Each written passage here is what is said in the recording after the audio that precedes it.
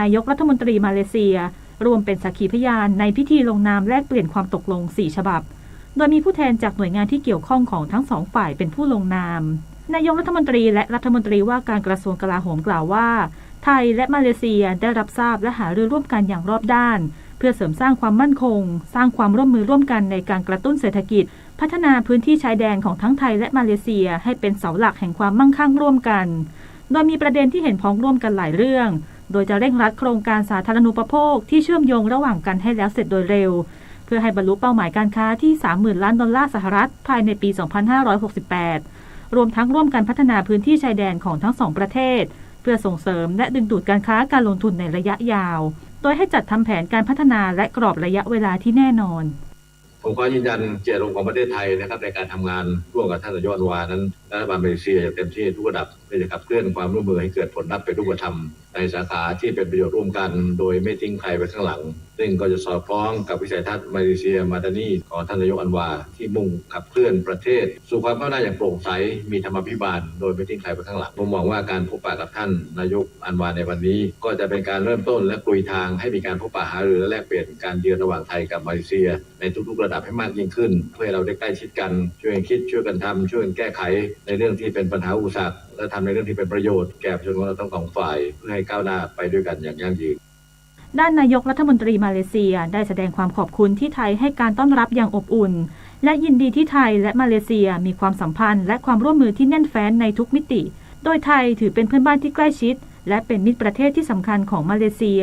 นอกจากนี้ยังชื่นชมศักยภาพของไทยในด้านความมั่นคงทางอาหารและการแสวงหาความร่วมมือด้านการค้าและการลงทุนจากนานาประเทศโดยมาเลเซียพร้อมแลกเปลี่ยนเรียนรู้ประสบการณ์และแนวปฏิบัติที่ดีจากไทยและขอให้หน่วยงานที่เกี่ยวข้องของทั้งสองฝ่ายทำงานร่วมกันอย่างใกล้ชิดต่อไป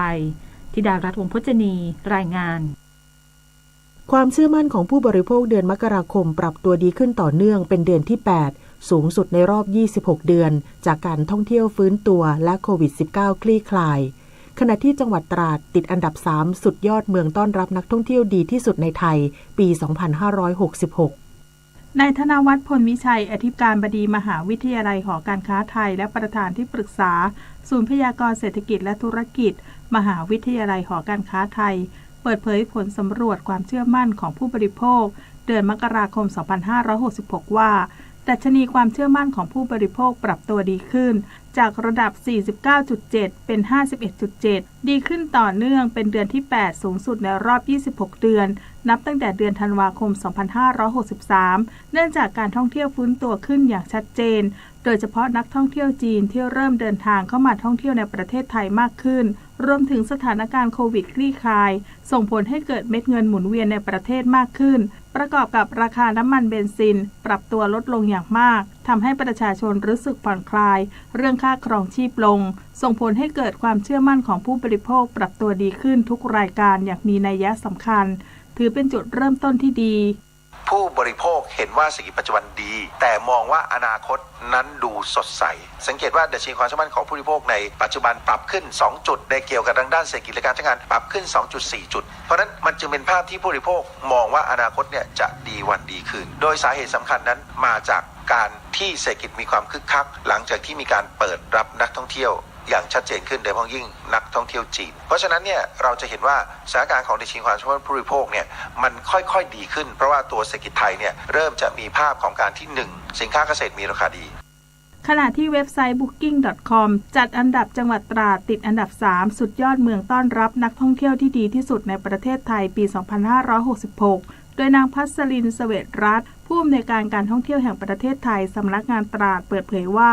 การจัดอันดับดังกล่าวนอกจากการให้คะแนนของผู้ใช้งานเว็บไซต์ booking.com แล้วยังมาจากปัจจัยหลายด้านของจังหวัดตราดอาทิความเป็นธรรมชาติความสวยงามของชายหาดและหมู่เกาะต่างๆรวมถึงความเป็นมิตรของผู้ประกอบการในพื้นที่ทำให้นักท่องเที่ยวประทับใจจากคะแนนรีวิวที่พักของผู้ใช้บริการอยู่ที่ 8.6 จาก 10 คะแนนคือจริงๆแล้วค่ะทางตราดเราโดยหน่วยงานทุกภาคส่วนนะคะเราก็มีการพูดคุยกันจัดประชุมกันอยู่อย่างต่อเนื่องนะคะแล้วช่วงพฤศจิกายนปีที่ผ่านมาเราก็มีการจัด กิจกรรมแถลงข่าวนะคะจัดพร้อมที่จะต้อนรับนักท่องเที่ยวแล้วก็เปิดฤดูการท่องเที่ยวของจังหวัดตราดขึ้นมานะคะซึ่งส่วนนั้นเราก็ได้รับความร่วมมือจากทุกภาคส่วนทั้งจังหวัดตำรวจภาคผู้ประกอบการอะไรต่างๆเนี่ยคือเราก็มีการเน้นย้ำในเรื่องของการดูแลนักท่องเที่ยวเป็นอย่างดีผู้อำนวยการการท่องเที่ยวแห่งประเทศไทยสำนักงานตราดยังกล่าวถึงโครงการเราเที่ยวด้วยกันว่ามีส่วนช่วยให้การท่องเที่ยวของจังหวัดตราดกลับมาคึกคักซึ่งในช่วงวันที่27กุมภาพันธ์นี้รัฐบาลได้เปิดจองห้องพักตามโครงการเราเที่ยวด้วยกันเฟส 5จึงขอเชิญชวนนักท่องเที่ยวมาสัมผัสวิถีชีวิตชุมชนจังหวัดตราดชมความงามของสถานที่ท่องเที่ยวมากมายโดยสามารถจองห้องพักได้ที่เว็บไซต์เราเที่ยวด้วยกัน .com วาสนาตราเกตรายงานวันนี้มูลนิธิแพทย์อาสาสมเด็จพระศรีนครินทราบรมราชชนนีหรือพอสวออกให้บริการประชาชนในพื้นที่จังหวัดชลบุรีที่หมู่ 6เทศบาลตำบลเกาะสีชังตำบลเกาะสีชังอำเภอเกาะสีชังจังหวัดตากที่หมู่ 8บ้านห้วยระพริ้งตำบลพวอำเภอแม่สอดจังหวัดนครราชสีมาที่หมู่ 5บ้านนามาบตำบลขามสแกแสงอำเภอขามสแกแสงจังหวัดนครศรีธรรมราชที่หมู่14โรงเรียนวัดถ้ำเทียนถวายตำบลทุ่งปรังอำเภอสิชนจึงขอเชิญชวนประชาชนในพื้นที่ดังกล่าวไปรับบริการโดยไม่เสียค่าใช้จ่ายใดๆต่อจากนี้ไปขอเชิญรับฟังไทยคู่ฟ้ารัฐบาลเพิ่มการดึงดูดนักลงทุนในอุตสาหกรรมภาพยนตร์โดยเห็นชอบปรับมาตรการส่งเสริมการถ่ายทำภาพยนตร์ต่างประเทศในประเทศไทย2ส่วนคือปรับอัตราการคืนเงินจาก15-20%เพิ่มเป็น20-30%เป็นระยะเวลา2ปีเมื่อมีการลงทุนในประเทศไทยไม่น้อยกว่า100ล้านบาทและปรับเพิ่มเพดานการคืนเงินจากเดิม75ล้านบาทต่อเรื่องเป็น150ล้านบาทต่อเรื่องซึ่งจะส่งผลให้เพดานเงินลงทุนสร้างภาพยนตร์ต่อเรื่องเพิ่มขึ้นจาก375ล้านบาทเป็น750ล้านบาทสอดรับกับแนวโน้มที่ผู้สร้างภาพยนตร์รายใหญ่เงินทุนสูงจะเข้ามาถ่ายทำในประเทศไทยเพิ่มมากขึ้นและเป็นการปรับปรุงมาตรการให้สอดคล้องกับสภาพการและการแข่งขันในตลาดโลกที่เปลี่ยนแปลงไปค่ะสื่อสารภารกิจรัฐบาลกับสำนักโฆษกสำนักเลขาธิการนายกรัฐมนตรีเราจะสืบสารรักษาและต่อยอดและครองแผ่นดินโดยธรรมเพื่อประโยชน์สุขแห่งอาณาราษฎรตลอดไปพระปฐมบรมราชโองการพระบาทสมเด็จพระเจ้าอยู่หัวในพระราชพิธีบรมราชาภิเษกเมื่อวันที่4พฤษภาคมพุทธศักราช2562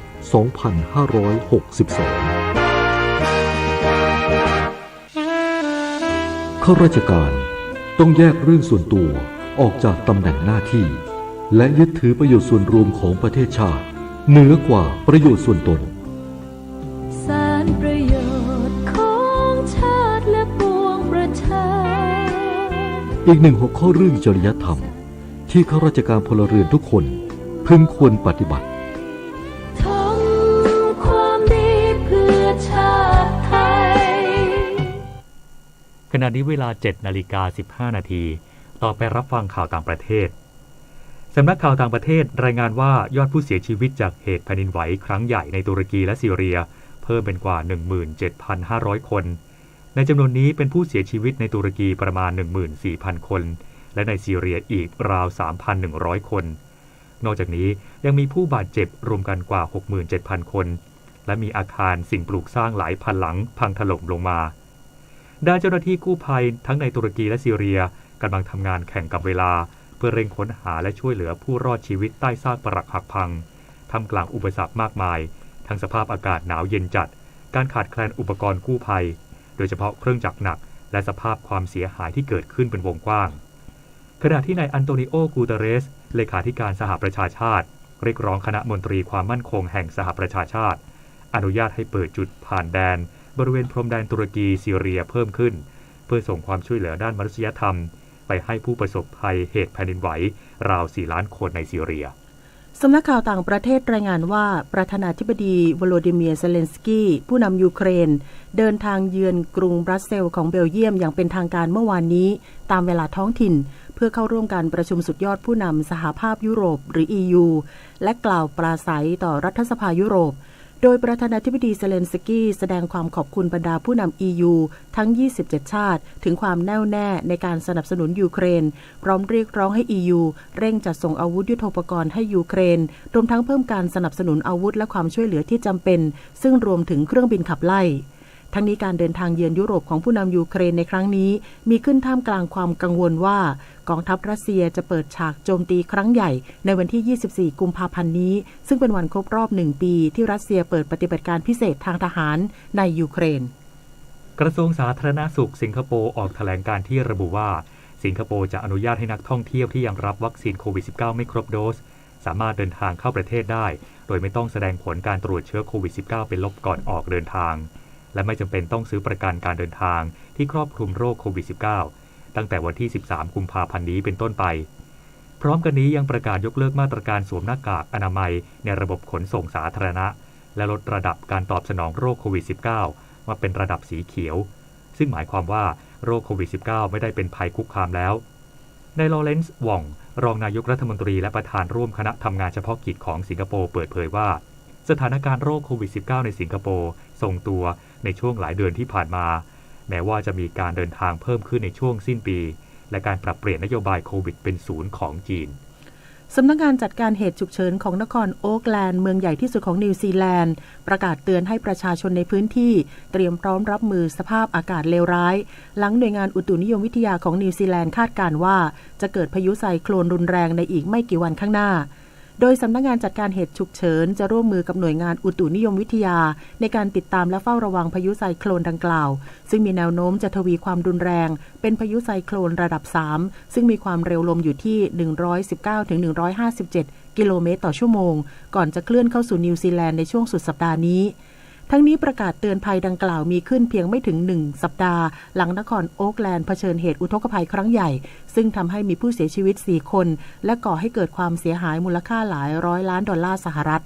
ต่อไปติดตามรับฟังข่าวกีฬาค่ะการแข่งขันกอล์ฟเอเชียนทัวร์อินเตอร์เนชั่นแนลซีรีส์โอมานชิงเงินรางวัลรวม2 ล้านเหรียญสหรัฐประมาณ66 ล้านบาทโปรเพชรสะดมแก้วกัจนางประเดิมทำ4เบอร์ดี้1อีเกิลเสียโบกี้เดียวสกอร์รวม5อันเดอร์พาร์เท่ากับซาจิโอกาเซียโปรดังสเปนตามหลังผู้นำยองกูชินโปรแคนาดาสโตรกเดียวลุ้นกันต่ออีก3วันดร.ศักดิ์ชัยทัพสุวรรณประธานสหพันธ์มวยไทยนานาชาติหรืออิฟมาและนายกสมาคมกีฬามวยไทยสมัครเล่นแห่งประเทศไทยเป็นประธานแถลงข่าวมวยไทยกับการขับเคลื่อนสู่โอลิมปิกและปกป้องมรดกมวยไทยแสดงจุดยืนบทบาทของอิฟมาต่อการจัดกุนคแมร์ของกัมพูชาในกีฬาซีเกมส์ครั้งที่32ซึ่งสมาคมกีฬามวยไทยสมัครเล่นและอิฟมาเคารพกีฬาประจำชาติของกัมพูชาแต่ไม่สามารถส่งนักกีฬาเข้าร่วมการแข่งขันได้ตามกฎระเบียบของอิฟมาและประเทศไทยก็ไม่มีสมาคมกีฬากุนคแมร์อีกด้วยการที่ไม่ส่งนักกีฬาเข้าร่วมการแข่งขันในครั้งนี้ไม่เกี่ยวข้องและไม่ส่งผลกระทบต่อความสัมพันธ์ระหว่างไทยกับกัมพูชาสมาคมนักข่าวช่างภาพกีฬาแห่งประเทศไทยจัดงาน3ทศวรรษวินาทีสู่ฝันแห่งความภาคภูมิใจในโอกาสครบรอบการก่อตั้งสมาคม30ปีมอบรางวัลเกียรติยศให้กับนักกีฬาทศวรรษละ10รางวัลและรางวัลพิเศษอีก8รางวัลสำหรับรางวัลที่น่าสนใจทศวรรษแรกพุทธศักราช2535ถึง2545ได้แก่สมาคมกีฬามวยสากลแห่งประเทศไทยทศวรรษที่2พุทธศักราช2545ถึง2555สมาคมกีฬายกน้ำหนักสมัครเล่นแห่งประเทศไทยทศวรรษที่3พุทธศักราช2555ถึง2565สมาคมกีฬาเทควันโดแห่งประเทศไทยนักกีฬายอดเยี่ยมแห่งทศวรรษได้แก่นาวาตรีสมรักคำสิงห์นักมวยสากลร้อยเอกหญิงปวีณาทองสุขนักกีฬายกน้ำหนักและเรืออากาศตรีหญิงพานิพักษ์วงศ์พัฒนกิจนักกีฬาเทควันโดเหรียญทองโอลิมปิกนักกีฬาตัวอย่างแห่งทศวรรษได้แก่ซิโก้กิตติศักดิ์เสนาเมืองบัวขาวบัญชาเมฆและตูนบอดี้สแลมนายอาทิตย์วราคงมาลัยในฐานะนักวิ่งและเทเบิลเทนนิสบุคคลสำคัญแห่งทศวรรษได้แก่พลตรีจารึกอารีรัชกลันนายธนาชัยประสิทธิ์และคุณหญิงปฐมาลีสวัสดิ์ตระกูลทีมกีฬาแห่งทศวรรษได้แก่ฟุตบอลดรีมทีมใส่ปักตะกร้อชุดของสืบศักดิ์พันสืบและทีมวอลเลย์บอลหญิงชุด7เซียนการแข่งขันจากกระยานสู่ภูเขานานาชาติไทยแลนด์ MTB Cup 2023 สนามที่ 1มีนักปั่น11ทีมจาก10ชาติเข้าร่วมชิงชัยวันที่ 1-2 มีนาคมที่อำเภอสากเหล็กจังหวัดพิจิตรขณะที่การแข่งขันจากกระยานประเภทถนนและเสือภูเขาชิงแชมป์ประเทศไทยชิงถ้วยพระราชทานสนามที่3วันที่ 3-5 มีนาคมประเภทถนนใช้เส้นทางรอบบึงสีไฟแลนด์มาร์คแห่งใหม่ของจังหวัดพิจิตรโดยนายประดิษฐ์พัทรประสิทธิ์ อดีตรัฐมนตรีช่วยว่าการกระทรวงคมนาคมพร้อมด้วยนายพยนต์อัศวะพิทยนต์ผู้ว่าราชการจังหวัดพิจิตรและพันตำรวจเอกกฤษดาพัทรประสิทธิ์นายกองค์การบริหารส่วนจังหวัดพิจิตรยืนยันพร้อมให้การสนับสนุนอย่างเต็มที่ถ่ายทอดสดทาง Facebook Thai Cycling Association พงษ์เกษมสมศุกร์รายงานต่อไปรับฟังพยากรณ์อากาศค่ะพยากรณ์อากาศ24ชั่วโมงข้างหน้าประเทศไทยมีอากาศร้อนกับมีฟ้าหลัวในตอนกลางวันโดยมีฝนฟ้าคะนองได้บางพื้นที่เนื่องจากมีลมใต้และลมตะวันออกเฉียงใต้กำลังอ่อนพัดนำความชื้นจากทะเลจีนใต้และอ่าวไทยเข้ามาปกคลุมภาคตะวันออกเฉียงเหนือภาคกลางรวมทั้งกรุงเทพมหานครและปริมณฑลและภาคตะวันออกในขณะที่ลมฝ่ายตะวันตกในระดับบนเคลื่อนเข้าปกคลุมภาคเหนือตอนบนทำให้บริเวณดังกล่าวยังคงมีอากาศหนาวเย็นในตอนเช้าขอให้ประชาชนบริเวณประเทศไทยดูแลรักษาสุขภาพเนื่องจากสภาพอากาศที่เปลี่ยนแปลงส่วนฝุ่นละอองในระยะนี้ประเทศไทยตอนบนมีแนวโน้มของการสะสมฝุ่นละอองหมอกควันอยู่ในเกณฑ์เล็กน้อยเว้นแต่ภาคเหนือเนื่องจากมีการระบายอากาศที่ดีสำหรับพยากรณ์อากาศตั้งแต่เช้าวันนี้จนถึงเช้าวันพรุ่งนี้ภาคเหนืออากาศเย็นถึงหนาวกับมีหมอกในตอนเช้าและมีฟ้าหลัวในตอนกลางวันบริเวณยอดดอยอากาศหนาวถึงหนาวจัดภาคตะวันออกเฉียงเหนืออากาศร้อนกับมีฟ้าหลัวในตอนกลางวันโดยมีฝนฟ้าคะนอง120ของพื้นที่ส่วนมากบริเวณจังหวัดหนองคายบึงกาฬอุดรธานีสกลนครนครพนมขอนแก่นมหาสารคามกาฬสินธุ์มุกดาหารชัยภูมิและนครราชสีมาบริเวณยอดภูมีอากาศเย็นถึงหนาวภาคกลางอากาศร้อนกับมีฟ้าหลัวในตอนกลางวันกับมีฝนฟ้าคะนอง10%ของพื้นที่ส่วนมากบริเวณจังหวัดพระนครศรีอยุธยาลพบุรีสระบุรีและกาญจนบุรีภาคตะวันออกอากาศร้อนกับมีฟ้าหลัวในตอนกลางวันโดยมีฝนฟ้าคะนอง20%ของพื้นที่ส่วนมากบริเวณจังหวัดนครนายกปราจีนบุรีฉะเชิงเทราชลบุรีระยองจันทบุรีและตราดลมตะวันออกเฉียงใต้ความเร็ว 10-30 กิโลเมตรต่อชั่วโมงทะเลมีคลื่นต่ำกว่า1เมตรห่างฝั่งคลื่นสูงประมาณ1เมตรภาคใต้ฝั่งตะวันออกมีฝนฟ้าคะนอง20%ของพื้นที่ส่วนมากบริเวณจังหวัดเพชรบุรีประจวบคีรีขันธ์ชุมพรสุราษฎร์ธานีและนครศรีธรรมราชลมตะวันออกเฉียงใต้ความเร็ว 15-30 กิโลเมตรต่อชั่วโมงทะเลมีคลื่นสูงประมาณ1เมตรบริเวณที่มีฝนฟ้าคะนองคลื่นสูงมากกว่า1เมตรภาคใต้ฝั่งตะวันตกมีฝนฟ้าคะนอง20%ของพื้นที่ส่วนมากบริเวณจังหวัดระนองพังงาภูเก็ตและกระบี่ลมตะวันออกความเร็ว 10-30 กิโลเมตรต่อชั่วโมงทะเลมีคลื่นต่ำกว่า1เมตรห่างฝั่งคลื่นสูงประมาณ1เมตรกรุงเทพมหานครและปริมณฑลอากาศร้อนกับมีฟ้าหลัวในตอนกลางวันกับมีฝนฟ้าคะนอง10%ของพื้นที่สภาวะระดับน้ำในแม่น้ำเจ้าพระยาที่หน้ากองบัญชาการกองทัพเรือคำนวณโดยกรมอุทกศาสตร์กองทัพเรือวันนี้น้ำขึ้นเต็มที่เวลา 10:26 นาทีสูงกว่าระดับทะเลปานกลาง1เมตร12เซนติเมตรและเวลา 20:25 นาทีสูงกว่าระดับทะเลปานกลาง86เซนติเมตรน้ำลงเต็มที่เวลา 3:50 นาทีต่ำกว่าระดับทะเลปานกลาง51เซนติเมตรและเวลา 16:17 นาทีสูงกว่าระดับทะเลปานกลาง14เซนติเมตรวันนี้ที่ประภาคารกาญจนาภิเษกแหลมพรหมเทพจังหวัดภูเก็ตดวงอาทิตย์ตกเวลา 18:36 นาทีกรุงเทพมหานครดวงอาทิตย์ตกเวลา 18:21 นาทีขณะที่เมื่อวานนี้ศูนย์ปฏิบัติการฝนหลวงภาคเหนือจังหวัดเชียงใหม่ใช้เฮลิคอปเตอร์บินปฏิบัติภารกิจดับไฟป่าเพื่อบรรเทาปัญหาหมอกควันและฝุ่นละอองบริเวณอำเภอฮอดจังหวัดเชียงใหม่จำนวน9เที่ยวบินปริมาณน้ำ 5,400 ลิตร1นาทีกับกปท.ถ้าต้องขับรถตามรถบรรทุกในเวลาค่ำคืนต้องเพิ่มความระมัดระวังเป็นพิเศษนะคะหากเห็นรถบรรทุกส่งสัญญาณไฟเลี้ยวเปิดซ้ายขวาสลับกันเป็นสัญญาณเตือนว่าทางข้างหน้าอาจมีอุบัติเหตุผู้ขับขี่ไม่ควรขับแซงขณะนั้นการเปิดสัญญาณไฟเลี้ยวทางซ้ายเพียงข้างเดียวเป็นการสื่อให้ขับแซงขึ้นไปได้การเปิดไฟเลี้ยวด้านขวาเป็นสัญญาณเตือนว่ากำลังมีรถสวนทางมาผู้ขับขี่ไม่ควรขับแซงออกไปเด็ดขาดแต่ถ้าเป็นการขับแซงในจังหวะที่กำลังตีคู่โดยที่รถบรรทุกส่งสัญญาณไฟสูงให้เห็นทางข้างหน้าและลดไฟต่ำลงเมื่อแซงพ้นหมายความว่าถ้าแซงพ้นแล้วให้กลับเข้ามาในเลนได้และหากผู้ขับขี่ต้องการส่งสัญญาณตอบขอบคุณให้บีบแตรสั้น1ครั้งเมื่อแซงได้ในระดับเดียวกันซึ่งส่วนใหญ่รถบรรทุกมักบีบแตรตอบสั้นๆ1ครั้งเช่นกันซึ่งเป็นมารยาทในการขับขี่ที่ปลอดภัยค่ะด้วยความปรารถนาดีจากกรมประชาสัมพันธ์และกองทุนเพื่อความปลอดภัยในการใช้รถใช้ถนนกรมการขนส่งทางบกกระทรวงคมนาคม รู้รักภาษาไทยโดยความร่วมมือของสำนักงานราชบัณฑิตยสภาและกรมประชาสัมพันธ์วันนี้เสนอคำว่าเยี่ยมคำว่าเยี่ยมมี3ความหมายความหมายหนึ่งคือโผล่เช่นฉันกดกริ่งประตูอยู่นานกว่าเขาจะเยี่ยมหน้าต่างออกมาดูในเรื่องสังทองมีข้อความว่าเมื่อนั้นพระกุมารเยี่ยมหอยแลหาไม่แจ้งว่าองค์พระมารดาแฝงฝาคอยอยู่ไม่รู้กายพระกุมารเยี่ยมหอยหมายถึงพระสังโผล่ออกมาจากหอยสังที่ใช้กำบังตนอยู่คำว่าเยี่ยมนอกจากจะใช้กับคนแล้วยังใช้กับสิ่งอื่นด้วยอย่างดวงอาทิตย์โผล่พ้นจากยอดเขาเช่นในรามเกียรติ์ฉบับรัชกาลที่1มีข้อความว่าสุริยาเยี่ยมยอดเหลี่ยมสไลคำว่าเยี่ยมอีกความหมายหนึ่งคือไปเยือนไปสู่สถานที่หรือไปหาบุคคลเพื่อถามข่าวคราวทุกสุขเช่นเขามาทำงานที่กรุงเทพหลายปีแล้วไม่เคยกลับไปเยี่ยมบ้านเลยผู้มีคำถามการใช้ภาษาไทยสอบถามได้ที่ www.orst.go.th สาระนานากับสารานุกรมไทยวันนี้เสนอเรื่องลิเกยุคทรงเครื่องตอนที่1การแสดงลิเกออกภาษาในส่วนที่เป็นสวดแขกกลายเป็นการออกแขกมีผู้แสดงแต่งกายเลียนแบบชาวมาลายูออกมาร้องเพลงอำนวยพรมีตัวตลกถือขันน้ำตามออกมาให้ผู้แสดง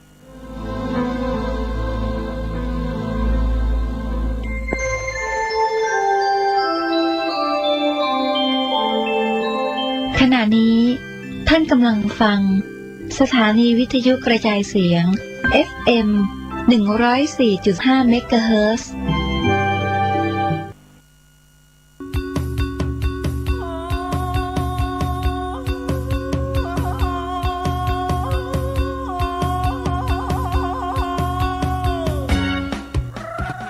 ข่าวสารเพื่อการประชาสัมพันธ์ขอเชิญชวนศรัทธานักศิลป์นักบุญทั้งหลาย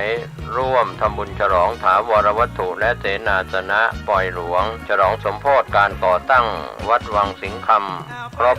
149 ปีณวัดวังสิงห์คำตำบลป่าแดดอำเภอเมืองเชียงใหม่จังหวัดเชียงใหม่15 กุมภาพันธ์ช่วงเช้า 9 นาฬิกาเป็นวันถวายตาลจ้อตาลตุง22 กุมภาพันธ์ช่วง 19 นาฬิกาพิธีเจริญพุทธมนต์เทศนาธรรมสมโภช23 กุมภาพันธ์ 9 นาฬิกา 9 นาทีโอกาสเวียนตาลถวายสิ่งก่อสร้างถวายเครื่องทยทานแด่พระสงฆ์24 กุมภาพันธ์เป็นวันตกแต่งดาเครื่องทยทานวันหอมตาลวันเสาร์และวันอาทิตย์ที่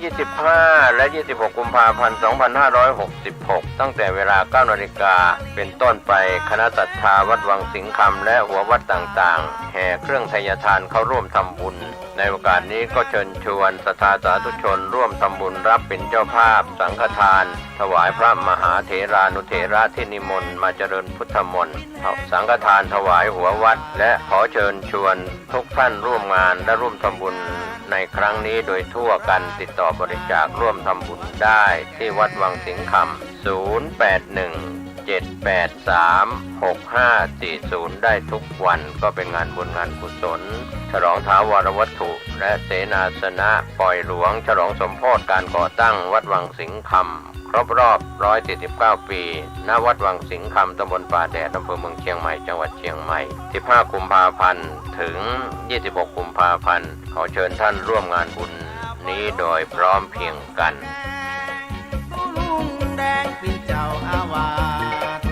สร้างโบสถ์สร้างวิหารศาลาบาทนิมนต์หัววัดโฮมทำบุญประจำปี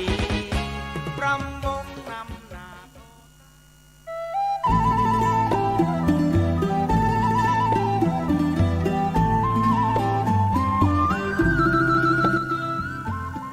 ข่าวสารเพื่อการประชาสัมพันธ์ด้วยพลังพุทธานุภาพธรรมานุภาพสังฆานุภาพเทวานุภาพนาคานุภาพแห่งบรมครูบาอาจารย์ปู่ฤาษี108เจ้าภาพสร้างหล่อปั้นพระพุทธรูปพระเจ้าทันใจโดยมีคุณแม่ชีพจนาพรวิศรีวรพัฒน์นางสาวสุนทรีวิศรีปัตย์นางสาวยานทัศน์วิศรีปัตย์พร้อมครอบครัววิศรีวรพัฒน์ครอบครัววิศรีปัตย์เชิญร่วมเป็นเจ้าภาพหล่อปั้นบรรจุหัวใจนามพระพุทธรูปพระพุทธสถิตพจนาพร วันอาทิตย์ที่ 7 พฤษภาคม พุทธศักราช 2566 พิธีเริ่มเวลา 9:09 น.ร่วมสร้างบุญได้ตั้งแต่วันนี้เป็นต้นไปติดต่อสอบถามร่วมบุญได้ที่พระครูสถิตธุราธรเจ้าอาวาสวัดสันขยอมอำเภอสันทรายจังหวัดเชียงใหม่ 0806849835 และที่พระครูประหลัดกิติพงศ์กิติโสพโนด็อกเตอร์ผู้ช่วยเจ้าอาวาสวัดสันขยอม 0962629694 เชิญท่าน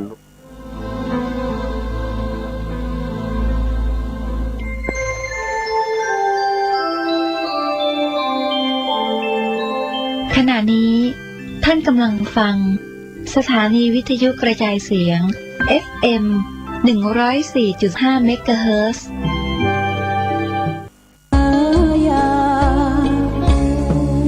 ก่อนเป็นวัดร้างโบราณสืบสาน2524พระมหาราชครูเกษราปัญญาปรมาติกาจารย์จากวัดดับภัยเชียงใหม่สืบสานเวลาผ่าน131 ปีนานไกลวัดพระบาทอุดมรุ่งเรืองงามตาเจ้าน้อยบุญทาวงศาข้าหลวงปวงเชียงใหม่ปกครองหัวเมืองฟ้าทุ่มเทแรงกายแรงใจทุกชาติพันธุ์รวมใจรักษามัคคี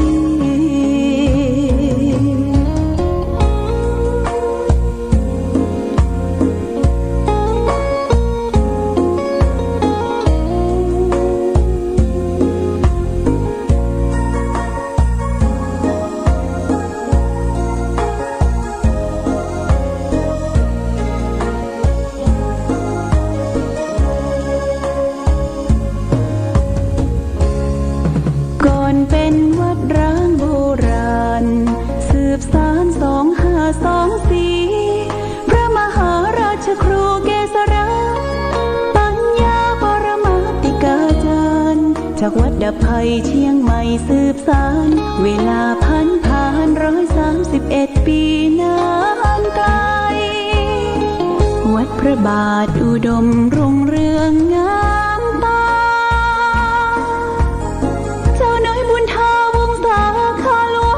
เชียงใหม่ปกครองหัวเมืองฟ้าทุ่มเทแรงกายแรงใจทุกชาติพันธุ์รวมใจรักษามัคคี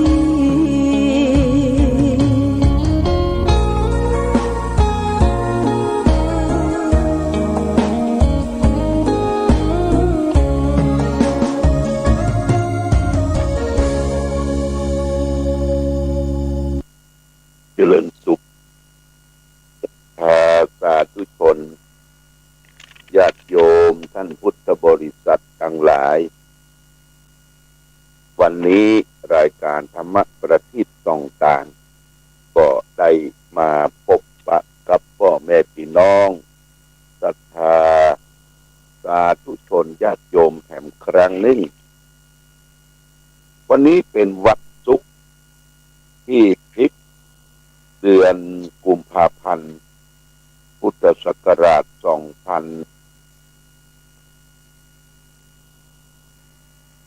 เดือน5 เดื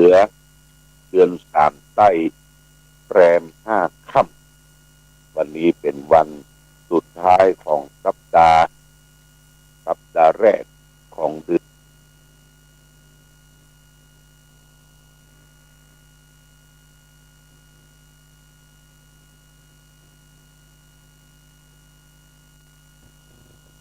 ไปหมดไปมันกลืนกินเอา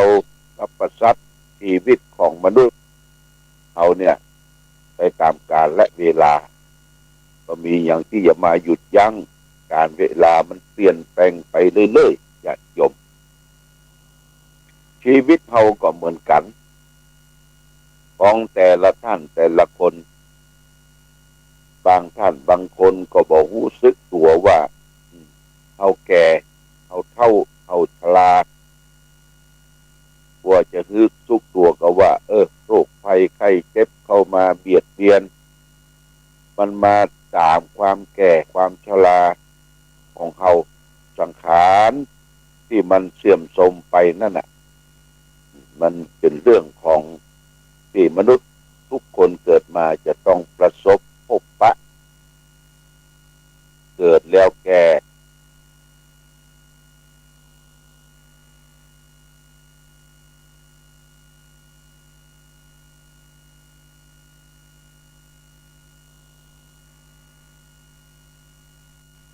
ก่อนจะจากโลกนี้ไปเพื่อเตรียมตัวก่อนตายเตรียมกายก่อนแต่งเตรียมตัวก่อนตายนี่ก็รู้สึกตัวก็ได้ไปประมาทล่าเริงเพลิดเพลินกับเรื่องที่บ่เป็นสาระคือเราทำแต่คุณงามความดีทำแต่กุศลกรรมทำแต่บุญทำแต่กุศลบ่ให้เดือดร้อนตนเองและคนอื่นนี่คือเตรียมตัวก่อนตายเตรียมกายก่อนแต่งเตรียมกายก่อนแต่งคนที่จะไปแต่งงานจะมีภาระเป็นครอบครัวนี่จะต้องมีความพร้อมที่ว่านะเกิดมาก็ว่าสภาพร่างกายดีเป็นพ่อพันธุ์ที่ดีเป็นแม่พันธุ์ที่ดีแล้วก็ทรัพย์สมบัติสลิงคารที่จะไปลงทุนลงแรงอยู่ด้วยกัน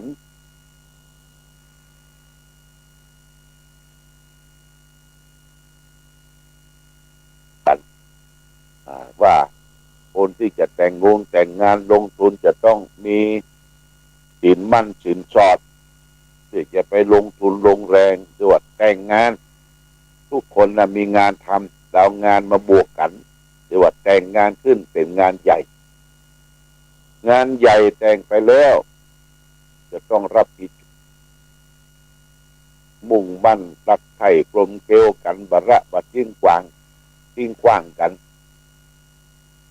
ปัจจัยผลพิษ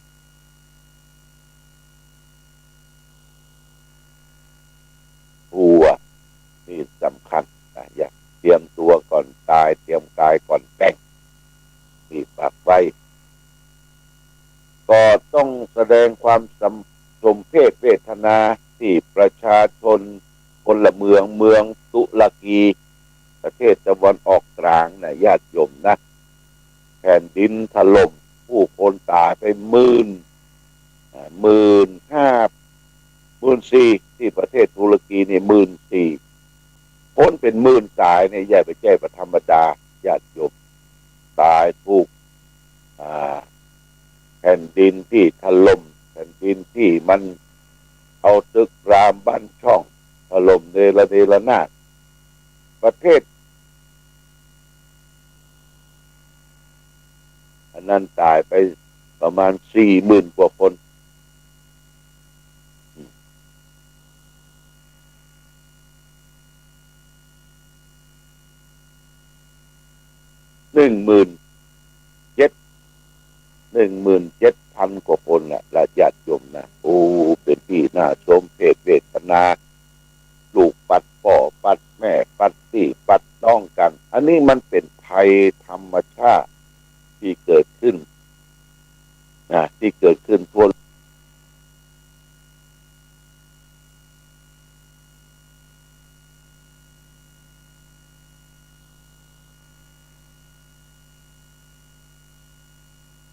ลมสมบูรณ์ปุนสุขในน้ำมีปลาในนามีข้าวพื้นดินเรานี่ก็มีทรัพยากรธรรมชาติโดยเฉพาะอย่างยิ่งประเดี๋ยวนี้แมงมันญาติโยมไปเสาะอุดแมงมันเรียกว่าคนที่เสาะแมงมันเก่งเนี่ยเป็นกรมทรัพย์กรมที่ดินไปเสาะแมงมันไปสถานที่ต่างๆเพราะฉะนั้นญาติโยมท่านสาธุชนทั้งหลายก็เขาอยู่ตามธรรมชาติพื้นดีแมงมันบนหัวเขามีมดส้มมดส้ม อันเนี้ยไปที่ไหนเขียวชะอุ่มไปทั่วบ้านทั่วจองท้องถิ่นหรือว่าเป็นอุดมประเทศที่อุดมสมบูรณ์พร้อมกันนั้นเขาก็มีหลักยึดในทางพระพุทธศาสนาพุทธศาสนาของเขานี่ก็เป็นศาสนาที่เรายอมรับนับถือมาจนถึงปัจจุบันอันนี้ก็เขาก็อดรนทนต่อสู้ร่วมกันแล้วภัยธรรมชาติเขาบอกว่ามีวันนี้มาพบเอาสารธรรมมาฝากเป็นคำสอนของพระพุทธเจ้าเพิ่นสอนก่อนที่จะเสด็จดับขันธปรินิพพานเรียกว่าปัจฉิมโอวาทสุดท้ายของพระสัมมาสัมพุทธเจ้าตัดในมหาปริภานสูตรที่คณิกายพระไตรปิฎกเล่ม10 หน้า204ญาติโยมพระพุทธเจ้าตรัสเป็นภาษาบาลีว่าทันทธานิภิกขเวอมันตยามิโววายะธรรมาสังขาราอัปมาเทนะสัมปเททะซึ่งแปลเป็นไทยได้ใจความว่าภิกษุทั้งหลายบัดนี้เราขอเตือนท่านทั้งหลายว่าสังขารมีความเสื่อมไปเป็นธรรมดาท่านทั้งหลายจงยังทำประโยชน์ตนและประโยชน์ผู้อื่นให้บริบูรณ์ด้วยความไม่ประมาทเถิดพระพุทธเจ้าได้ตรัสสั่งสอนเตือนสติว่าสังขารคือร่างกายและจิตใจของเขาเนี่ยมันมีความเสื่อมความสิ้นไปเป็นธรรมดาก็มีภัยมาปุ๊บมาตีมาทำร้ายสังขารมันก็เสื่อมไปตามสภาพสิ่งแวดล้อมสังขารก็คือร่างกายที่ประกอบด้วยธาตุ4ขันธ์5เนี่ยธาตุดินธาตุน้ำธาตุไฟธาตุลม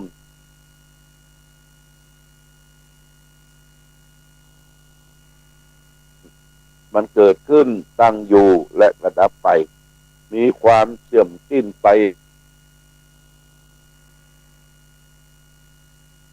เป็นธรรมดาสังขารเปลี่ยนไปธรรมดาอัปมาเทนะสัมปเททะท่านทั้งหลายจงยังความไม่ประมาทให้ถึงพร้อมเสร็จความไม่ประมาทนั่นคือเกิดมาให้ได้ทำประโยชน์ตนก็ดีประโยชน์ท่านก็ดีนะประโยชน์ตนนี่ต้องมองดูตัวเก่าว่าเขาเกิดมาชาติที่พบนี้ได้ทำมาอย่างนี้เป็นประโยชน์แก่ตนเองครอบครัวเล็กๆในบ้านในจองเขาเมื่อครอบครัวเขาดีพร้อมสุขเขาก็ได้ทำประโยชน์เพื่อแก่คนอื่นสาธารณประโยชน์ทำแก่วัดวาอารามสถานการศึกษาชุมชนเนี่ยญาติโยมนะและทำนี้เปิ้นก็ว่าจะไปทำเอาหน้า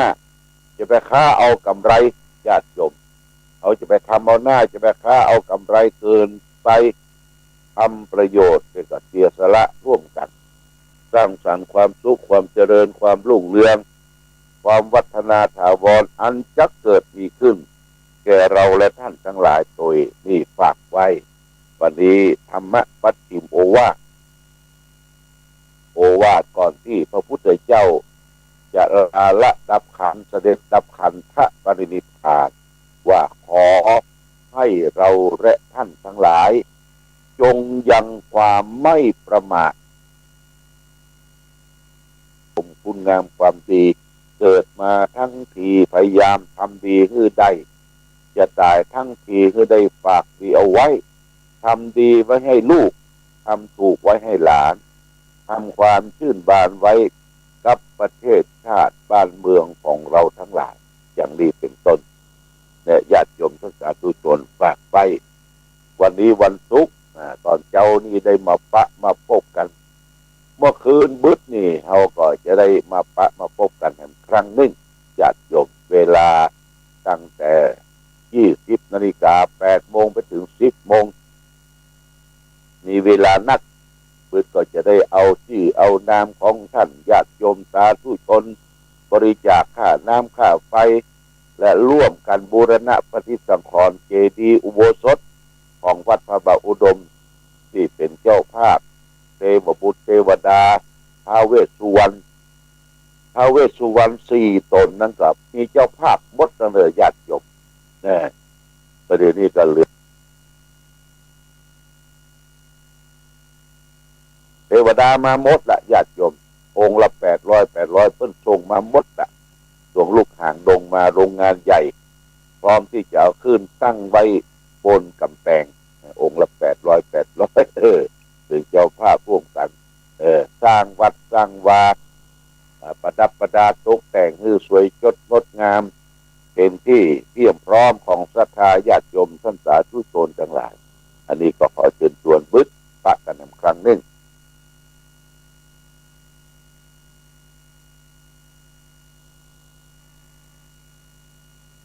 บ้านบ่อนปิ่นใต้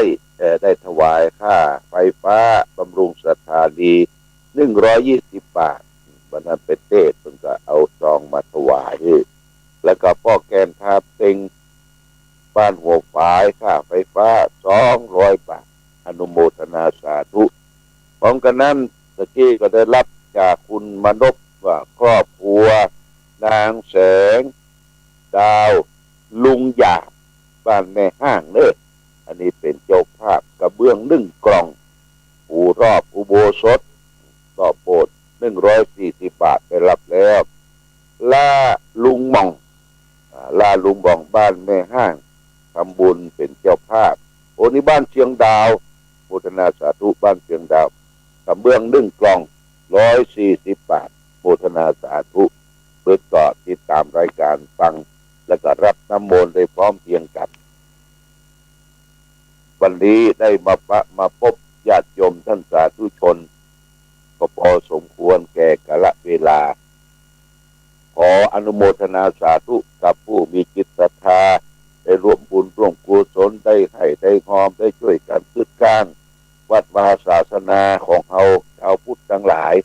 เดี๋ยวเที่ยงวันนี้ก็จะได้ไปงานศพที่วัดป่าเมฆใจใต้เพื่อจะเสียศพหลวงพ่อก็จะได้ไปกล่าวอนุโมทนาคาถามรณสติที่วัดป่าเมฆใจใต้แล้วก็ส่งศพช่วงนี้งานมันจะมีนักหน่อยเลยจังใหม่ลำพูนแต่ว่าก็ไปลำพูนวันค่ำญาติโยมบางทีก็ไม่ได้ออกรายการสดก็ต้องขออภัยญาติโยมท่านสาธุชนทั้งหลายมาณโอกาสนี้ขอคุณสี่พระรัตนตรัยจงปกปักรักษาทุกท่านเพื่อได้มีความสุขความเจริญความรุ่งเรืองความวัฒนาถาวรสมดังพร4 ประการคือมีอายุวันนะสุขภาระมีปฏิภาณพระนสารสมบัติธรรมสารสมบัติทุกที่วาราธิการเหมือน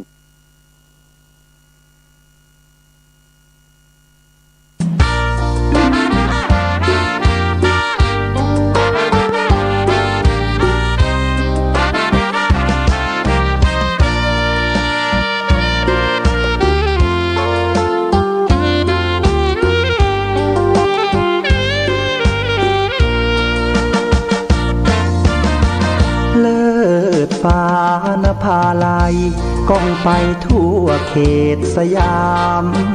น้ำ3 ผิวงดงามยามได้มาโยนยินมเหสีแห่งเมืองฝางน้ำผิวสวยทั่วถิ่นร่ำลือทั่วท้องธานินโสภินยิ่งกว่านางใด3 การเวลาสีผิวนางเปลี่ยนแปลไปในทุกช่วงยามเลิศล้ำอำไพเปริญพิษใช้ไหลงดงาม1 ในสยามพระนาง3 ผิวยิ่งใหญ่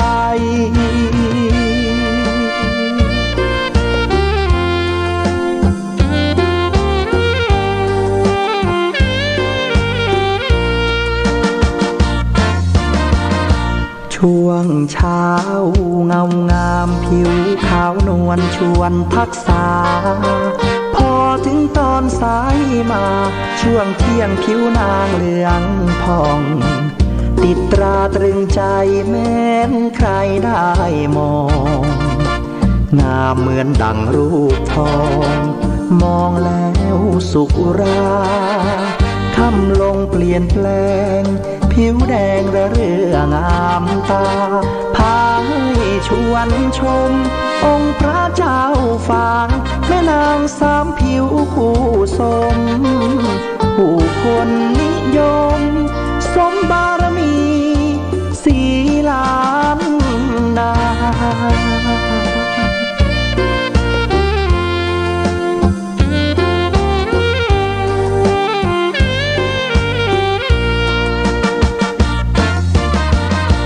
กษัตริย์กรุงอังวะได้แล้วอยากยนต์ชมสุดโทธรรมราชาหรือไทยตรงระดมยกทัพชิงนางแม่นางสามผิวและองค์พระเจ้าฟางรันทดใจหมดทางพลางรักเกียรติศักดิ์ศรีจึงพากันโดดน้ำปลีชีพชีวีแห่งนี้คือสุสานบ่อน้ำสาวาจารึกมาตำนานสืบลูกสืบหลานไปชั่วกาลนาน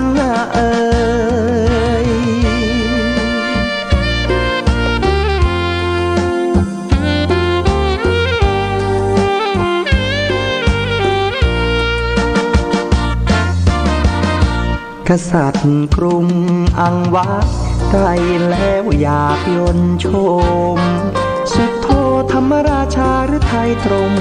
ระดมยกทัพชิงนางแม่นางสามผิวและองค์พระเจ้าฟางรันทดใจหมดทางพลางรักเกียรติศักดิ์ศรีจึงพากันโดดน้ำปลีชีพชีวีแห่งนี้คือสุสานบ่อน้ำสาวาจารึกมาตำนานสืบลูกสืบหลานไปชั่วกาลนาน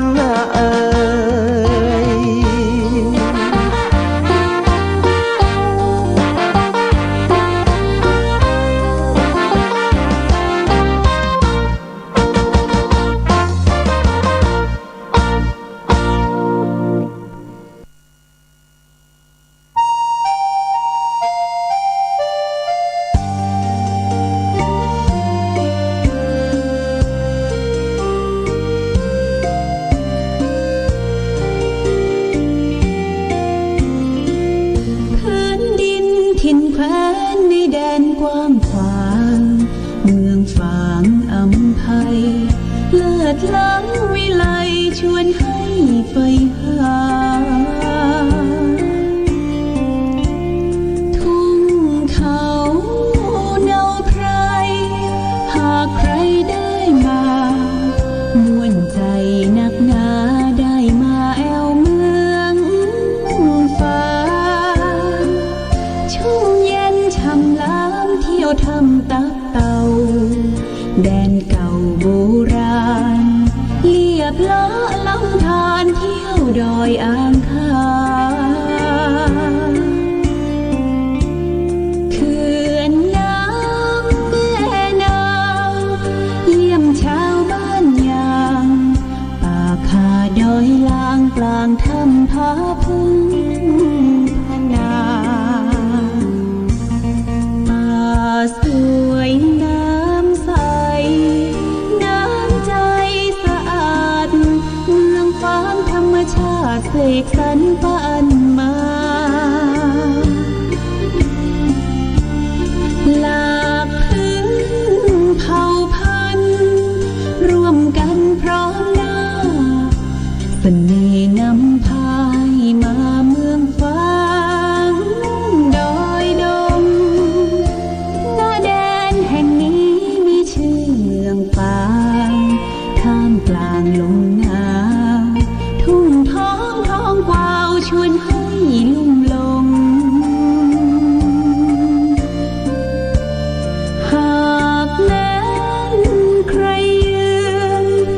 สักครั้งก็คงอยากแท้ลืมลงเมืองฟ้างฝังใจ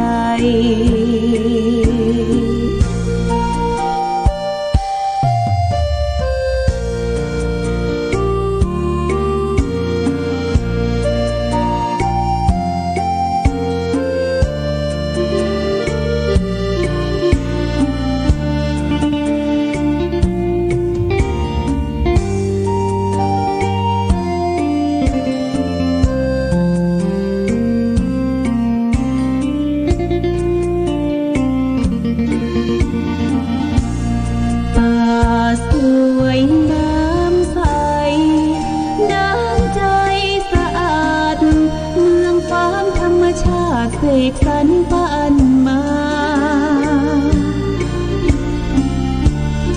หลากพื้น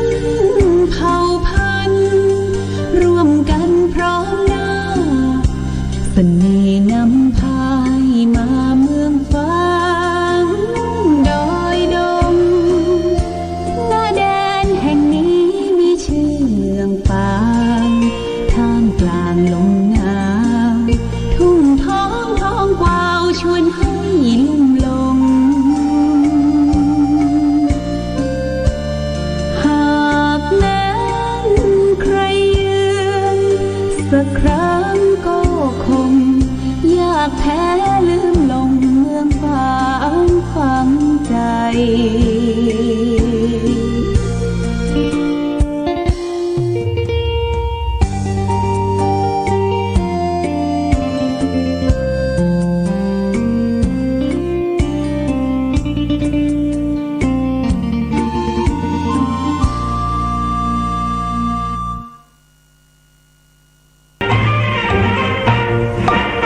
ธงชาติและเพลงชาติไทยเป็นสัญลักษณ์ของความเป็นไทยเราจงร่วมใจยืนตรงเคารพธงชาติด้วยความภาคภูมิใจในเอกราชและความเสียสละของบรรพบุรุษไทยประเทศไทยรวมเชื้อชาติไทยเป็นประชารัฐผ้าไทยของไทยทุกส่วนอยู่ดำรงคงไว้ได้ทั้งมวลด้วยแค่ล้วนหมายรักษาพันยินไทยนิรักสงบแต่ถึงรบไม่กล้าเอกราชจะไม่ให้ใครคุมขีสละเลือดทุกอย่างเป็นชาติทะเลพระดวงประเทศชาติไทยก็มีชัยชโย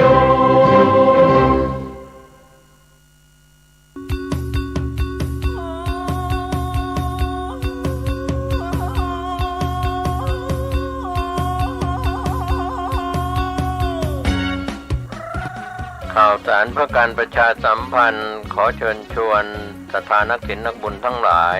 ร่วมทำบุญฉลองถาวรวัตถุและเสนาสนะปล่อยหลวงฉลองสมโภชการก่อตั้งวัดวังสิงห์คำครบ149 ปีณวัดวังสิงห์คำตำบลป่าแดดอำเภอเมืองเชียงใหม่จังหวัดเชียงใหม่15 กุมภาพันธ์ช่วงเช้า 9 นาฬิกาเป็นวันถวายตาลจ้อตาลตุง22 กุมภาพันธ์ช่วง 19 นาฬิกาพิธีเจริญพุทธมนต์เทศนาธรรมสมโภช23 กุมภาพันธ์ 9 นาฬิกา 9 นาทีโอกาสเวียนตาลถวายสิ่งก่อสร้างถวายเครื่องทยทานแด่พระสงฆ์24 กุมภาพันธ์เป็นวันตกแต่งดาเครื่องทยทานวันหอมตาลวันเสาร์และวันอาทิตย์ที่25 และ 26 กุมภาพันธ์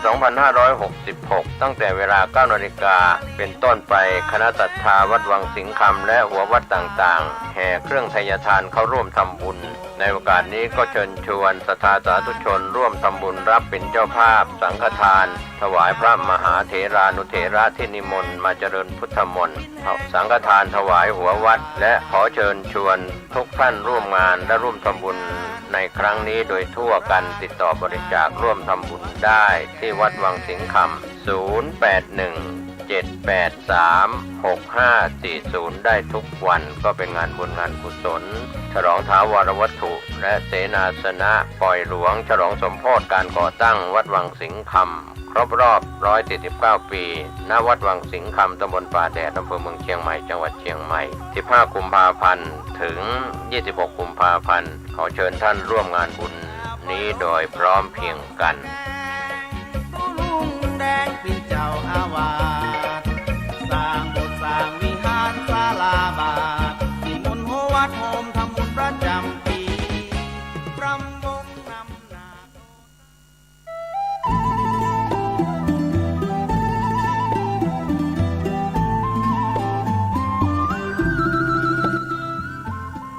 ข่าวสารเพื่อการประชาสัมพันธ์ด้วยพลังพุทธานุภาพธรรมานุภาพสังฆานุภาพเทวานุภาพนาคานุภาพแห่งบรมครู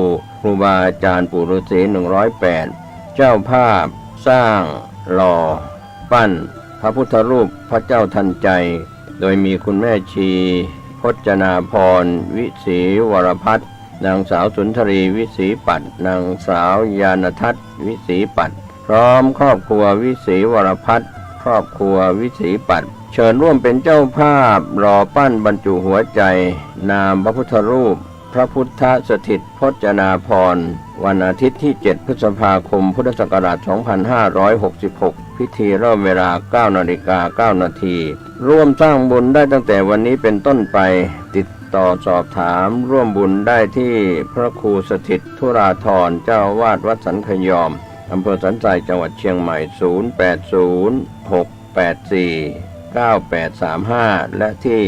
พระครูประหลัดกิติพงศ์กิติโสพโนด็อกเตอร์ผู้ช่วยเจ้าอาวาสวัดสันขยอม0962629694เชิญท่านร่วมบุญร่วมกุศลในคราวครั้งนี้โดยพร้อมเพรียงกัน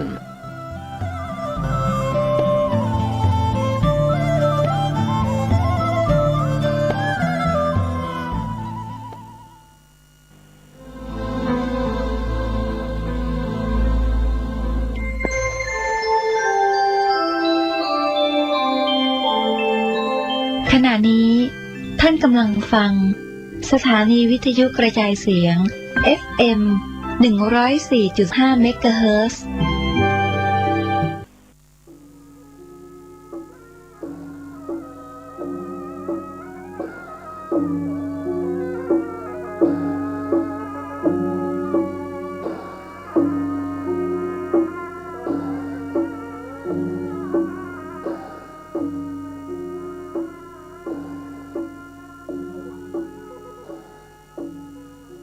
จะได้นำเอาธรรมะไปประพฤติปฏิบัติให้มีความสุขกายสุขใจจะได้มีอายุมั่นยืนยาวนำพาธรรมไปปฏิบัติตั้งแต่6 โมงถึง7 โมงมาเจ้าทุกวันถ้าบัดเจ็บบ่ป่วยบ่เป็นจะใดจะหนึ่งมาอู้กับพ่อแม่พี่น้องทั้งหลายถึงบ้านถึงจองก่อนที่จะได้นำรายการออกเสนอพี่น้องท่านสาธุชนคนดีทั้งหลายได้ฟังนั้นขอจวนพี่จวนน้องปากันไหว้พระเพื่อให้เป็นสิริมงคลกับตัวกับครอบครัวกับพี่น้องเพื่อนบ้านใกล้เงินเคียงต่อไปพร้อมใจกันว่าโดยตุลุงเนออะระหังสัมมาสัมพุทโธภควาพุทธังภควันตังอภิวาเทมิกราบสวากขาโตภควตาธัมโมธัมมังนัมมัสสามิกราบสุปฏิปันโนภควโตสาวกสังโฆสังฆังนะมามิกราบอันธรรมยังพุทธัสสะภะคะวะโตบุพาภคณะมะกะลังกะโลมาเสนะโมตัสสะภะคะวะโตอะระหะโตสัมมาสัมพุทธัสสะนะโมตัสสะภะคะวะโตอะระหะโตสัมมาสัมพุทธัสสะนะโมตัสสะภะคะวะโตอะระหะโตสัมมาสัมพุทธัสสะพุทธังสรณังกัจฉามิธัมมังสรณังกัจฉามิสังฆังสรณังกัจฉามิ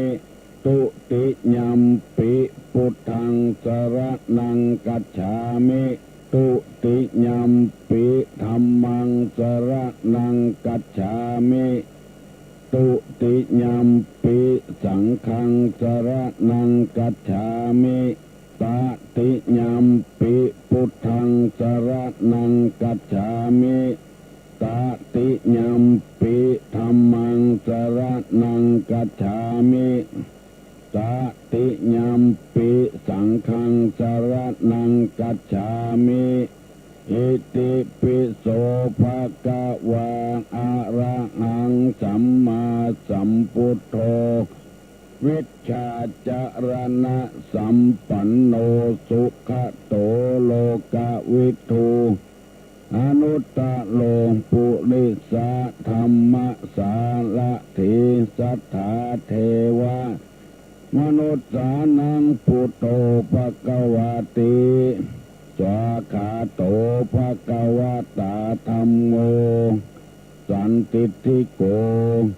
อากาลิโกเองิปัสสิโกโอปนายิโกปัจจัตตังเวทิตตโพ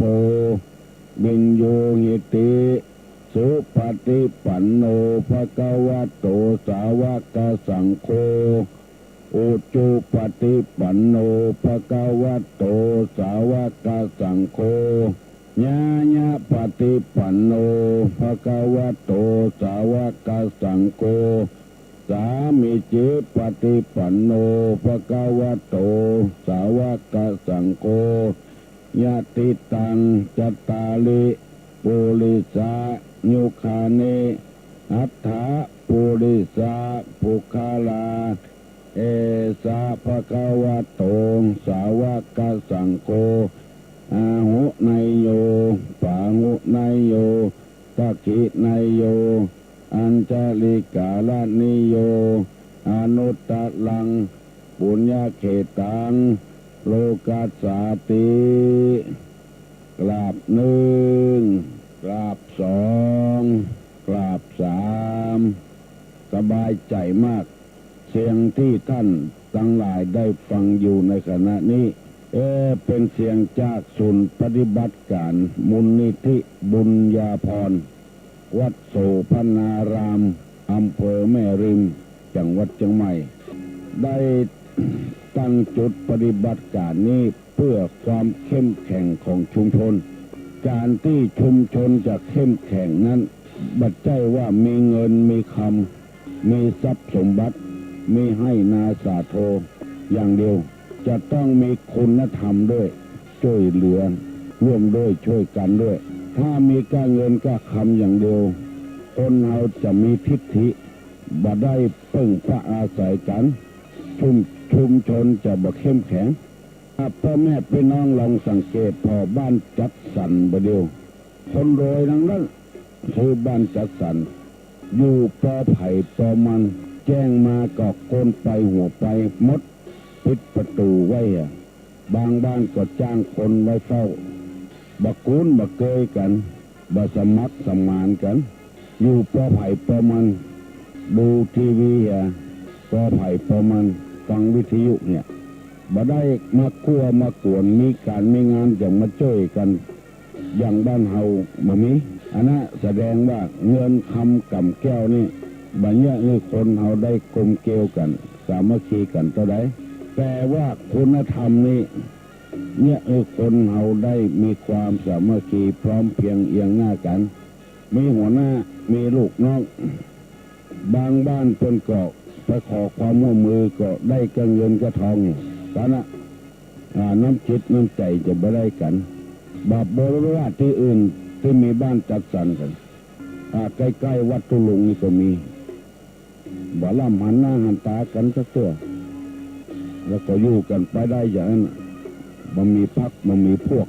ถ้ามีพรรคมีพวกก็เป็นเจ้าใหญ่นายโตสุดที่เจ้าบ้านเฮาธรรมดานี่จะร่วมถึงได้อยู่ปอไผ่ปอมันเพราะฉะนั้นตุลุงพยายามทอร่างกายทอสังขารร่างกายมาออกอากาศกูเจ้าเพื่อให้บ้านเฮาเมืองเฮาเข้มแข็งมีชุมชนที่เข้มแข็งมีอย่างช่วยกันไปช่วยกันมารักษาวัฒนธรรมรักษาประเพณีไว้นี่เป็นอย่างดีบักกีวันนี้จะเป็นวันสำคัญวันหนึ่งในทางพระพุทธศาสนาเรียกว่าวันมาฆบูชาดังที่พี่น้องทั้งหลายได้รับทราบเป็นวันจตุรงคสันนิบาตอัศจรรย์ที่สุดในโลกวันที่ พระอรหันต์ปัน250ลูกมาประชุมชุมนุมกันโดยบัดได้นัดหมายภิกษุเหล่านั้นล้วนเป็นเอหิภิกขุอุปสัมปทาคือพระพุทธเจ้าเป็นอุปชาหรือบวชโดยว่าท่านจงภิกษุมาเถิดแล้วพระอรหันต์ทั้งหมดมาประชุมชุมนุมกันบัดได้นัดหมายแล้วพระพุทธเจ้าเทศนาโอวาทปริโมกข์ให้ฟังเมื่อตะวานี้ตุลุงนั่งพ่อทีวีมีหลวงพ่อเจ้าคุณจันลาดเจ้าวาดวัดพระธาตุพระศรีธรรมราชวัดพระธาตุศรีธรรมนครศรีธรรมราชออกมาว่าวันสำคัญเป็นวันที่พระพุทธเจ้าปราบชดิน3 คนพี่น้องฟังแล้วบ่ม่วนหูเพราะว่าพระพุทธเจ้านี่มีเมตตาธรรมมีพระกรุณาปัญญาคุณวิสุทธิคุณมหากรุณาธิคุณไปปราบจะได้อันนี้คือใจกำกู้ที่มันผิดเอามาฟังแล้วอยากให้แก้เว้ยถ้าปล่อยฟังแล้วว่าพระพุทธเจ้าบ่หิมโหดอย่างนั้นคำว่าปราบนี่คือปราบกิเลสอันนี้จะมีพระพุทธเจ้าปราบกิเลสคือความเศร้าหมองความบดีทั้งมวล ที่ออกจากจิตจากใจถ้าจะอู้เงถูกนี้กรอบว่าพระพุทธเจ้ามาโปรดชดิน3 คนพี่น้องอุรุเวลากัสสปะนาทีกัสสปะขยากัสสปะ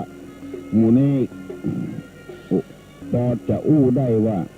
อุรุเวลากัสสปะขยากัสสปะนาทีกัสสปะ3 คนพี่น้องอยู่หิมแม่น้ำแล้วปูจาไฟเป็นอารมณ์ปฏิบัติไฟปูจาไฟเป็นอารมณ์เพื่อทำให้เกิดสมาธิแล้วพระพุทธเจ้าก็ไปโปรดว่าการที่ปูจาไฟนั้นมันของฮ้อนราคะกินาโทสะกินาโมหกินามันเป็นของฮ้อนเพราะฉะนั้นให้กำจัดโดยวิธีปฏิบัติธรรมมาเอาไฟมาเป็นอารมณ์หรือว่าเอาเป็นอารมณ์แต่ว่ามันไม่ได้ผลประโยชน์พระพุทธเจ้าไปนอนอยู่ที่หิมแม่น้ำเพื่อจะว่าน้ำทะเลนั้นจะหนุนขึ้นมาเมื่อคืนแล้วน้ำจะท่วมพระพุทธเจ้าตายปรากฏว่าพระพุทธเจ้าบ่เป็นอย่างสักอย่างก็เงืดอัศจรรย์ใจพระพุทธเจ้าก็เทศทำมือฟังโทษเขาอันนี้เรียกว่ามันใช่ว่าปราบคือโทษเขาคือพิจารณาทางใจนักใจดีใจงามใจประเสริฐนักแล้วชดินทั้ง3 คนพี่น้องก็ได้ดวงตาหันธรรมทั้งหมดฟันกับ3 ตนมูนี้เป็นต้นมาได้ปราบเพราะฉะนั้นจึงขอแก้ความหมายนี้จะไม่ไปโปรดเขาว่าไปปูจาสิ่งที่บ่ควรปูจาแล้วเลยเกิดพระพุทธรูปปางนี้ว่าปางห้ามสมุทรห้ามแม่น้ำเกิดขึ้นเอามือตะไว้เป็นที่เข้าใจโดยทั่วไปวันนี้จะเอาสุภาษิตกรรมที่ว่าให้หูคนดีกาให้หูหัวหน้ากาคือเป็นคนดีอย่างไรภาษิตของหลวงพ่อวัดเจดีย์หลวงว่าให้หูคนดีคือพอที่การกระทำให้หูคนนำคือพอที่การเสียสละวันนี้จะนำเอากรรมนี้มาเสนอให้พี่น้องทั้งหลายฟังคนดีนี่คือกระทำแต่สิ่งที่ดีความชั่วบ่ทำจะเลือกแก่เลือกแคว้นเพื่อเลือกเอาคนที่ทำที่ดีๆเป็นนักเลงอย่ากินเหล้าอย่าเล่นไพ่อย่าหมู่นี้จะเอามาเป็นหัวหน้าคนบ่ได้เพราะว่ายังเป็นนักเลงอยู่พอเล่นไพ่มันเข้าบ่มีสตางค์เล่นอาจจะไปก่อกรรมทำความไม่ดีอย่างอื่นได้เอามาเป็นหัวหน้าคนบ่ได้เป็นแก่เป็นแคว้นกาเป็นหัวหน้าอย่างกาเพราะฉะนั้นไผ่จะเลือกไอ้อย่างพ่อเนี่ยก่อนเลือกเอาคนดีๆพอที่การกระทำ คนอย่างนี้เนี่ยคือการกระทำมันถูกต้องละทำไปก็เพื่อประโยชน์ส่วนรวมบ่เพื่อประโยชน์ส่วนตัวอันนี้คือคนดีที่การกระทำถ้าทำไปวัดครึ่งหนึ่งกรรมการครึ่งหนึ่งอย่างที่เขาว่าอันนั้นยังเป็นคนดีบ่ได้เตื้อคนดีๆอยู่ที่การกระทำแต่ความดีนะบ่ทำความชั่วบ่สร้างความเดือดร้อนให้ไผจะเป็นภัยก็ตามด้วยอยู่กับบ้านกับจองใครรู้ว่าเป็นคนดีคือพ่อที่การกระทำการการจ๋าโดยบ่คงบ่คู่ไผบ่เป็นนักเลงอยู่ที่การกระทำถ้าพอผู้นำจะเลือกผู้นำไว้กับบ้านกับจองจะเป็นแม่หญิงก็ได้เป็นพ่อจ้าก็ได้เป็นประธานกลุ่มแม่บ้านก็ได้เป็นกำนันเป็นผู้ใหญ่บ้านก็ได้เป็นอบต.ก็ได้อยู่ที่การเสียสละถ้าทำมาอย่างน้อยเลือดเป็นเลือดทุกข์เลือดยากอันนั้นเสียแสดงว่ายังบ่เป็นผู้เสียสละเอาเป็นผู้นำคนบ่ได้อันนี้เป็นกรรมของหลวงพ่อวัดเจดีย์หลวงเพิ่นเขียนไว้ให้ฟังอันนี้เป็นสุภาษิตที่เคยได้เอามาเสนอเพื่อพี่น้องทั้งหลายทุกครั้งวันนี้จะนำเอาเรื่องว่าแม่หญิงธรรมดาของแม่หญิงถ้าแม่หญิงคนใดบัดทำตามนี้แสดงว่าเป็นแม่หญิงที่พิเศษธรรมดาของแม่หญิงบอกว่าแม่หญิงบ้านใดเมืองใดก็ตามเถอะย่อมจะมีนิสัยเป็นอย่างอี้ถ้าว่ามีนิสัยเป็นอย่างอี้แสดงว่าเป็นบัดใจธรรมดาแม่หญิงจะต้องเป็นวีรสตรีแม่หญิงที่ประกอบด้วยคุณธรรมผู้ใดยังแบบมีคุณธรรมเตื้อหนึ่งธรรมดาของแม่หญิงเนี่ยขี้โคตรมักโกรธสองไม่รู้จักบุญคุณสามชอบพูดส่อเสียดสี่ชอบยุยงให้แตกจากกันอันนี้คือธรรมดาของแม่หญิงละที่นำมาเสนอนี้เพื่อจะบอกให้แม่หญิงทั้งหลายได้เป็นคนธรรมดาสามัญจีทั่วไปแล้วที่บ่ได้ฟังธรรมบ่ได้ปฏิบัติธรรมจะเป็นคนอย่างเงี้ยโคตรโตยงอนโตยสะพะสารพัดอย่างอันนี้หนึ่งมักโกรธสองไม่รู้จักบุญคุณสามชอบพูดส่อเสียดสี่ชอบยุยงให้แตกจากกันอันนี้เป็นคนธรรมดาของแม่หญิงโคตรง่ายพิษหูคำเดียวก็โคตรละธรรมดาของแม่หญิงถ้าท่านฟังกรรมนี้แล้วจะไปเป็นคนโคตรง่ายโคตรก็โง่โมโหก็บ้าไม่โกรธดีกว่าไม่บ้าไม่โง่จะเป็นคนขี้มิ่งคนขี้โคตรตู้ลุงว่าประเดี๋ยวนี้บางคนก็พอมิ่งละ คล้ายๆกับว่าดูแขวนไม่ยิงมิ่งแล้วนะเนี่ยซอเนื้อหันได้ง่ายๆมิ่งละมิ่งไปพ้องหลายคนละอันนี้คือธรรมดาของไม่ยิงถ้าบักขี้โคตรนี่ก็แสดงว่าเป็นคนมีคุณธรรมเป็นคนมีศีลมีธรรมอาบน้ำฟังธรรมบ่อยๆเป็นคนบักขี้โคตรขี้มิ่งหันยังพิษหูพิษตาน้อยก็มิ่งโคตรกระจายขึ้นเงินมาเสาะกวดสตางค์เสาะกวดสตางค์เอาไว้ที่ไหนซ่อนที่ไหนถ้าบอกป้าก็มิ่งถ้าป้าก็มิ่งเนี่ยโคตรเนี่ยเป็นธรรมดาของไม่ยิงทั้งหลายทั่วไปสองไม่รู้จักบุญคุณบอกว่าจะเป็นพ่อเป็นแม่เป็นพี่น้องวงศาคณาญาติคนที่ไม่ยิงทั่วไปที่บ่มีศีลมีธรรมนะจะบ่รู้จักบุญคุณไผสามารถหนีละพ่อละแม่ได้ไปอยู่โดยคนอื่นที่บ่ใช่พ่อใช่แม่ไกลต่อใดก็ไปโดยผัวได้บ่ปิกมาหาพ่อหาแม่อันนี้ธรรมดาของไม่ยิงถ้าไม่ยิงบ่ใช่ธรรมดานี่ก็ปิกมาตอบแทนบุญคุณของพ่อของแม่บาละไว้ตั้งหลังเป็นยอมหญ้าเอาตั้งหน้าเป็นหอเป็นเรือนอันนี้ธรรมดาของแม่ยิงย่อมจะบ่รู้จักบุญคุณไผพี่น้องทั้งหลายที่เป็นแม่ยิงจะไปฟังโคตร ร่างโคตรเตื้อมันเป็นอย่างนั้นถ้าเมาพอใจกับเมาไปโตยพอใจอยู่ที่ไหนก็ไปเมืองนอกเมืองนาก็ไปบ่คิดว่าจะมาตอบบุญคุณของพ่อของแม่หมายความว่าคนที่บ่มีคุณธรรมเนี่ยธรรมดาของแม่หญิงเนี่ยเอาไปอยู่เมืองนอกเมืองนาปุ่นข้ามน้ำข้ามทะเลไปโตยผัว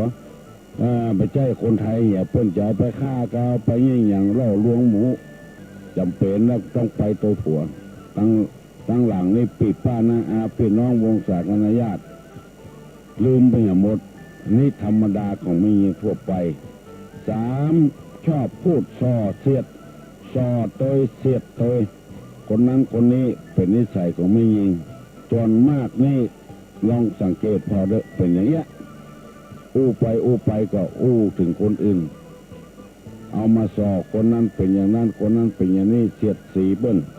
และข้อที่4ชอบยุยงให้แตกจากกันให้พี่น้องเพิ่นแตกจากกันซุยผัวให้จังพี่จังน้องซุยผัวให้จังพ่อจังแม่เป็นคนอยู่เบื้องหลังที่ทำให้พี่น้องแตกแยกจากกันเพื่อนฝูงแตกจากกันอันนี้ตุลุงนำมาเสนอให้พี่น้องทั้งหลายได้ฟังเพื่อเราจะได้แบบเป็นคนจะอี้คนใดแบบเป็นคนจะอี้นี่แสดงว่าผู้หญิงคนนั้นเป็นคนมีคุณธรรมมีศีลมีธรรมแล้วผู้ฟังทั้งหลายลองสังเกตแม่หญิงที่บ่สนใจในศีลในธรรมจะเป็นคนอย่างเงี้ยอันนี้คือเป็นธรรมชาติของแม่หญิงโดยทั่วไปตุลุงบ่ได้นำมาว่าให้ไผแต่ว่ามันเป็นอย่างเงี้ยทุกคนถ้าแม่หญิงเป็นอย่างนี้ก็แสดงว่าปราศจากคุณธรรมยังบ่มีธรรมะอยู่ในใจเตื้อจะต้องเป็นคนบ่ขี้โคตรต้องเป็นคนหูบุญคุณต้องเป็นคนว่าส่อเสียดต้องเป็นคนบ่ยุยงหรือแตกจากกันอันนี้จริงจือว่าไม่ยิงที่มีคุณธรรมมีศีลมีธรรมดังนี้เป็นต้นคำเดียวตุลุงจะนำมาถามว่าธรรมดาธรรมชาติของไม่ยิงนะมีกี่อย่างอย่างพ้องเพื่อให้เราได้ปรับตัวของเราให้ได้มีคุณธรรมบ่เป็นคนใจอี้แล้วเราก็จะได้อยู่อย่างมีความสุขถ้าเรายังเป็นคนขี้โคตรเป็นคนบ่รู้จักบุญคุณเป็นคนส่อเสียดเป็นคนยุยงให้แตกแยกกันนี่ก็ยังบ่ดีแต่เตื้อเอาจะไปอยู่ตัวผัวก็บ่ได้ไปอยู่ตัวที่ไหนก็บ่ได้ชอบจะยุยงให้เปิ้นแตกเป็นแยกกันหันแก่ตัวหันแก่ได้หมู่นี้เป็นต้นเพราะฉะนั้นท่านทั้งหลายเมื่อพระพุทธเจ้าจะประสูติพระนางเจ้าสิริมหามายาจะไปเที่ยวสวนอุทยานและไปเอี่ยวบ้านพ่อบ้านแม่เพราะในสมัยนั้นคนใดจะเกิดนี่ต้องไปเกิดบ้านพ่อบ้านแม่ตามธรรมดาอย่างนั้นเพื่อจะได้เวลาเกิดนั้นเพิ่นจะห้องแม่มาพ่อมากวยลูกแม่ก็จะได้สอนลูกตัวว่าเวลาเกิดนั้นมันยากตัวใดทุกทรมานตัวใดเวลาลูกจะเกิดมันบ่เหมือนสมัยนี้สมัยโบราณนะเพิ่นเอามาพอลูกเจ็บท้องเดือดเนี่ยแม่ก็อย่าได้ซ้ำอย่าเติมไปเนี่ยมึงหันก็แม่มานมึงแม่จะเกิดมึงแม่ทุรนทุรายอย่างมึงเนี่ยมึงเกิดออกมาน้อยเดียวพงหูกำคนมาพ่อแม่สอนฮืออู้ฮือจาดปิกมาด่าพ่อด่าแม่แถมอันเนี้ยมึงหูแล้วหูตุกหูยากแล้วเวลาเกิดมึงแม่ก็จะเป็นคนอย่างเงี้ยเวลามึงเกิดก็เดือดร้อนอย่างเงี้ยปิกมาด่าพ่อด่าแม่งอนใส่พ่อใส่แม่บ่ฟังกับแม่อย่างมูนี้เป็นต้นแม่จะซ้ำจะเติมเวลาลูกเกิดเวลาเกิดลูกทำไมเกิดเป็นอย่างนี้เพิ่นจะซ้ำจะเติมกันเพื่อแม่ไปสอนเวลาลูกจะเกิดลูกทำไมเพื่อแม่ไปสอนมึงจำไว้เนอะเถียงกำตกกำแตนเถียงพ่อเถียงแม่ต่อไปมี ให้ย่ำให้จำไว้จะไปด่าพ่อด่าแม่ทำซ้ำเพิ่นจะว่าอย่างเงี้ยอันนี้เป็นธรรมดาของแม่หญิงโดยทั่วไปถ้าแม่หญิงคนใดได้ฟังตู้ลุงวันนี้ให้พยายามหลีกเลี่ยงจากหมู่นี้จะไปเป็นคนโคตรง่ายจะไปเป็นคนด่าบอกรู้จักบุญคุณของพ่อของแม่จะไปเป็นคนส่อเสียดจะไปเป็นคนยุยงให้เพื่อนแตกแยกกันเรื่องของภัยของมันเรื่องของเพื่อนของฝูงเอากอดถนอมน้ำจิตน้ำใจกระจายไว้เมื่อตะวานี่ก็เหมือนกันหันว่าผัวเมียกู้นึ่งเพื่อนมีน้ำจิตน้ำใจอันประเสริฐต่อกันอยู่กับกันกุ้งเท่าต่อตายเพื่อนให้กำลังใจกันเป็นที่อุ่นอกอุ่นใจกันระหว่างผัวกับเมียเข้าบ้านเข้าจองมาจัดการจัดงานอาหารการกินไว้ควายท่าผ้าผ่อนตอนสบายซักไว้รีดไว้บ่จ่ายเข้าบ้านมาก็อบอุ่นใจง่วนอกง่วนใจบ่เหี้ยหายยายญาติเป็นบ่โล่งคงข้างตึงวันนี้มันค่อยเป็นอย่างนี้เป็นบทอยู่ปอไผ่ปอมันสตางอยู่คนถุงบ่อยู่ถุงเดียวกันบ่จ่ายก็บ่ไว้ใจไม่ยิงก็บ่ไว้ใจเรื่องบ่จ่ายเรื่องเงินเรื่องทองคนใดฮีก็คนนั้นเอาไว้กระเป๋าไผ่กระเป๋ามันบ่ใช่เป็นครอบครัวที่อบอุ่นหมู่นี้เป็นต้นอันนี้นำมาเสนอเพื่อพี่น้องข้องฝ่ายทั้งหลายได้ฟังบ่ได้อันนี้เป็นธรรมชาติของไม่ยิงโดยทั่วไปพยายามหลีกเลี่ยงจากสิ่งเหล่านี้เป็นคนหูนักจะไปหูเบาฟังกรรมนั่นก็จะโคตรจะเครียดแล้วเป็นคนหนักแน่นคณะที่ตู้ลงอู้นี่ก็ยังมิ่งเป็นคนแล้วอันเนี้ยจะได้หูสึกตัวเราว่าเป็นคนเป็นไม่ยิงที่บรรนักแน่นเตื้อเป็นธรรมดาคือไม่ยิงธรรมดาเนี่ยไม่ยิงแต่นี่จะต้องบัดเจ้ธรรมดาอย่างนี้จะต้องเป็นคนหนักแน่นน้อยเดียวว่าได้ก็โคตรก็เครียดแล้วเคยหันหลายคนเตื้อมีเจตนาดีแต่บอกนึกจำเป็นเจตนาหายไปก็มีที่วัดนี่ก็เคยมีไม่ยิงมาทำบุญแล้วไปพระใส่ตู้เจ้าไทยอะไรทำไมเพิ่นอู้อย่างพิษหูน้อยเดียวอันนี้ก็บ่ได้ยินกับบ่ได้หันกับตาบ่ได้ยินกับหูแต่คนมาอู้ฟังว่ามีแม่ออกคนบ่ถูกใจอย่างที่ตู้เจ้าว่าอย่างว่าไปเทน้ำหยาดแล้วก็มันเลอะเทอะไปหน่อยตู้เจ้าพูดก็ว่าต่อไปดูดีๆสิมันเลอะเทอะเห็นไหมเตี้ย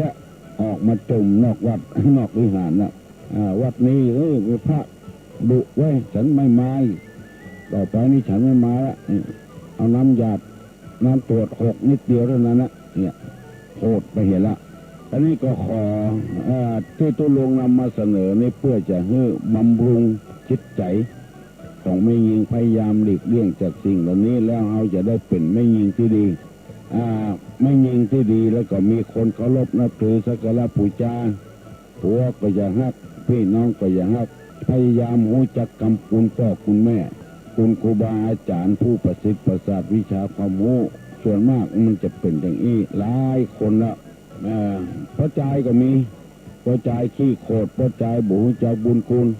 พระใจขี้ส่อขี้เสียดพระใจชอบยุยงปลุกปั่นให้เพิ่นแตกแยกกันก็มีอันนี้เป็นพระใจที่ยังไม่สมบูรณ์เด้อขอพี่น้องทั้งหลายฟังก็ต้องเทียบตัวลุงตัวเน้อตัวลุงนำมาเสนอให้ฟังบ่ได้ไม่ได้สบายอกสบายใจขออนุญาตเน้อครับโทรศัพท์กันฮัลโหลฮัลโหลเจ้าเจ้าฮัลโหลหลายวันแล้วได้ป้าตัวลุงไม่ใช่ลุงละเจ้าทุกคนจำได้อยู่จ้าจำได้จ้าวันนั้นไปหาหมอตัวลุงเป็นยังคุณยาเจ้าไปตรวจเมื่อวานมามีเจ้าไปตรวจเมื่อวานมามีเจ้าไปตรวจกันเจ้าดีกันเจ้าร่างกายสมบูรณ์ดีเจ้าฟังตัวลุงอย่างเดียวนี่ฟังตัวลุงดีวะน่าจะไม่ได้โทรหาแต่ว่าก็ซบแต่ว่าก็มีซบแน่ว่าเลยนะก็เสียละว่าแล้วเจ้าเสียละเจ้าดีไปช่วยบ้างหรอไหนเจ้าไปช่วยบ้างหรอไปก็เจ้าดีปัจจุบัน ว้าน่ะจ้ะเจ้าเจ้าตุ๊กตาฮะอยู่ดีมีโซ่เนอะเงินมากันเงินวันนี้ลอยๆเนอะขอบคุณเจ้าลอยสาธุนี่วันโหสุขังพลังเนอะสาธุเจ้ามันสาหลวงเนาะเจ้าวันหน้าไปประหลวงเจ้าเป็นนอนแห้งกี่แกงห้องเพื่อนะขอตัวหลวงแต่ตัวนะเจ้าเป็นเลยเงินสัก3 วัน 3 คืนมั้งแต่ตัวหลวงมาเจ้าก็ต้นบะไล่มานะแต่แฮมเปิดฮะบะไล่บะเลิกเนาะบะไล่บะเลิกเจ้าโชคดีนะเจ้าสวัสดีเอาแล้วเนอะวันประเดี๋ยวนี้6 โมงเกินฝ่ายละดูลงนำมาเสนอเป็นเวลา30 กว่านาทีต่อไปนี้เราจะด้วยอู้กันนะยังไม่ออกมันไม่สาหลวงอู้กันเรื่องนี้มันม่วนเหมือนกับเป็นพี่เป็นน้องกัน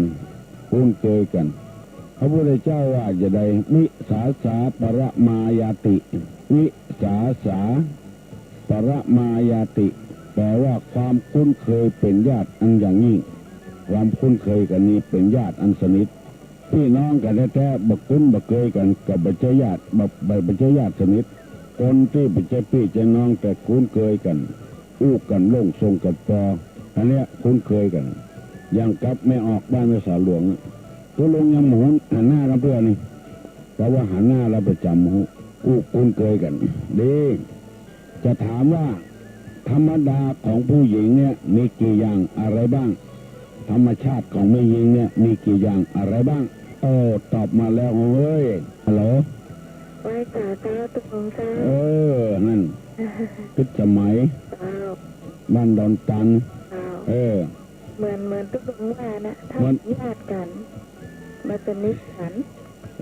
ค่อยอู้กันก็มีไม่ใช่พี่น้องน้องกับพี่ต้นนานี่เป็นญาติแต่ว่าสนิทกันแม้แต่ไม่ได้มาหากันกันอู้กันบ่อยๆเคยที่งานตอนเมื่อคืนกับพระพุทธเจ้าว่าถูกหรอกความคุ้นเคยเป็นญาติสนิทตอบปัญหาตัวลุงหรอปัญหาตัวลุงเจ้า1ยังมักโกรธ2ไม่รู้จักบุญคุณ3ชอบพูดส่อเสียด4ชอบยุยงให้แตกแยกอันนี้เป็นธรรมชาติของไม่ยิงถูกต้องนะเด้อยินดีตัวเป็นคนขี้โกรธเป็นคนบูจักบุญคุณเป็นคนพูดซ้อพูดเสียดเล่าขวัญคนนี่เถอะอู้ซื่อๆเนี่ยมึงได้ยินไหนมามึงจะไปอู้ไผ่เนอะมันบอกคือกูว่าบอกคืออู้ไผ่นะขนาดบอกคือแล้วว่าบอกคืออู้คือไผ่ยังเอาไปอู้อยู่นี่เนี่ยซ้อเสียดแล้วก็ยุยงให้เป็นแตกเป็นแยกกันเป็นคนอยู่เบื้องหลังอันเนี้ยเป็นธรรมดาของไม่ยิงที่บ่มีคุณธรรมอู้กันง่ายๆถูกต้องแล้วน้องพิษสมัยตอบมาตุลุงมาถูกต้องแล้วมาต่อไปนี้จะถามพึกสมองเนอะไผ่ตอบก็ได้ลูกเต้าหลานเหลนไผ่ตอบได้หมดเพื่อนถามว่ามาทีหลังแต่ไปก่อนอันอย่างมาเมื่อลุนแต่ไปก่อนอันอย่าง0531210058ไปตอบได้ตอบมาเนอะมาทีหลังแต่ไปก่อน0531210058ไปตอบได้ตอบมาเนอะมาเมื่อลุนแต่ไปก่อนอันอย่างมันยากนะโวยๆเนอะดักปิ้งว่าลุกกันตัวกะหาได้ฟัง2 ไลฟ์ดอนตันกับแม่สาหลวงดอนตันกับแม่สาหลวงตอบมาแล้วเฮ้ยฮัลโหลสวัสดีเจ้าน้องเจ้าน้องบิวเจ้าบ้านสุขษาเจ้าตอบตัวอุ้ยกะฟันเล่นกับเจ้าเชี่ยวนะเจ้ามาเมื่อลุนแต่ออกล่อนไปเห็ดค้อนจ้ะเคยครับฮะน้องก็เคยครับครับไปเลย เที่ยวน้องบิวหักออกมาล่ามเดือนนี้น้องฟังดึกวันและเจ้าด้วย เจ้าเก่งเรื่องวันเนอะน้องบิวนะแต่กดบัตรตันกดบัตรตันเพื่อนเนาะเจ้าสวัสดีเจ้าสวัสดีเจ้าน้องบิวตอบว่าฟันคนเมืองเขาว่าเขี้ยวเกิดมาบ่มีเขี้ยวเต้อเพราะจะได้กลัวไปคบจะลิ้นตัวเก่าอันนี้คือธรรมชาตินะคำสอนของพระพุทธเจ้าก็ยังเขี้ยวเนี่ยเพราะจะได้ว่าบ่ฮื้อเขี้ยวออกมาเต้อเพราะว่ากลัวไปคบจะลิ้นตัวเก่าก็ปองอู้สักน้อยมหาบดีนี่ก็ออกเขี้ยวแต่ยังไม่ออกเต้อเขี้ยวน้ำนมออกมาเหี้ยก่อนเพราะของนี่มันแข็งกลัวไปจะคบใส่ปากใส่เขี้ยวตัวเก่าพอเมินเข้ามาเข้าเขี้ยวน้ำนมออกเขี้ยวแต่ออกมาเพราะว่าหูคิงแล้วรู้สึกตัวละเขี้ยวแต่ออกมาละเมินเข้ามาเข้าเขี้ยวแต่ก็ร้อนออกเหลือก็เหงือกเพราะไอ้หยังจึงออกไปเหี้ยก่อนเพราะว่าคนแก่คนเฒ่าแล้วไฟต้องมันไม่แห้งละจะไปเกี้ยวของที่มันเหนียวเข้าในต้องในไส้ไฟต้องไหม้มันบัดตันก็จะเกิดอายุสั้นขึ้นเป็นดุต้องพ่องเป็นเจ็บต้องพ่องก็เลยเอาเขี้ยวออกเสียหรือก็เหงือกนี่มันจะเกี้ยวของแข็งมาได้เกี้ยวกับของอ่อนมันเหมาะสมกับไฟต้องปุ่นที่ไม่อาหารปุ่นแล้วคนตะก่อนนี่อายุยืน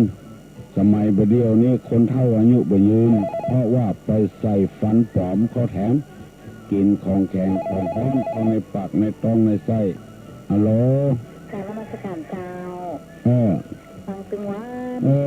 ไหว้พระและกับละครเจ้ามาไหว้พระตัวตุ้ลุงเหรอเจ้านาเจ้าไหว้พระตัวตุ้ลุงเหรอไหว้พระตัวแล้วรับพรตัวรับพรตัวเอาพรได้ฝากน้องพิสมัยตัวเองน่าสงสารน่ารักมากเสียงก็ม่วนด้วยเนาะเจ้าเสียงเจ้าเอ็นดูเนาะน้องสาวข้างกับน้องอ่ะเจ้าที่เป็นน้องกันกะนี่สาเนาะปรามายติความคุ้นเคยเป็นญาติสนิทชาติก่อนชาติก่อนนะเนาะชาติก่อนนะเป็นพี่เป็นน้องกันเดี๋ยวเรามีเวลาจะแปลหายช่วงนี้งานมันยึดเจ้ากับนมัสการวันดีเนอะจกดีนี่รับปันล่ำปันรวยถามแถมเนอจะถามแถมเนออะไร4 ตีนหาม2 คนพัดคน1ปัดแช่คน1ตกแช่ปัดแช่4 ตีนหามอยู่2 คนปัดและก็แถมคน1ปัดแช่อันอย่างมันอยู่ที่เดียวกันในที่เดียวกันคืออันอย่าง4 ตีนหามไว้แล้วก็2 คนปัดบีแล้วก็1 คนปัดแช่ฮัลโหล4 เข้าปัดเข้า4 เข้าปัดเข้า4 เข้าปัดเข้าได้อย่างแถมปัดแช่อย่างจ่ายเข้า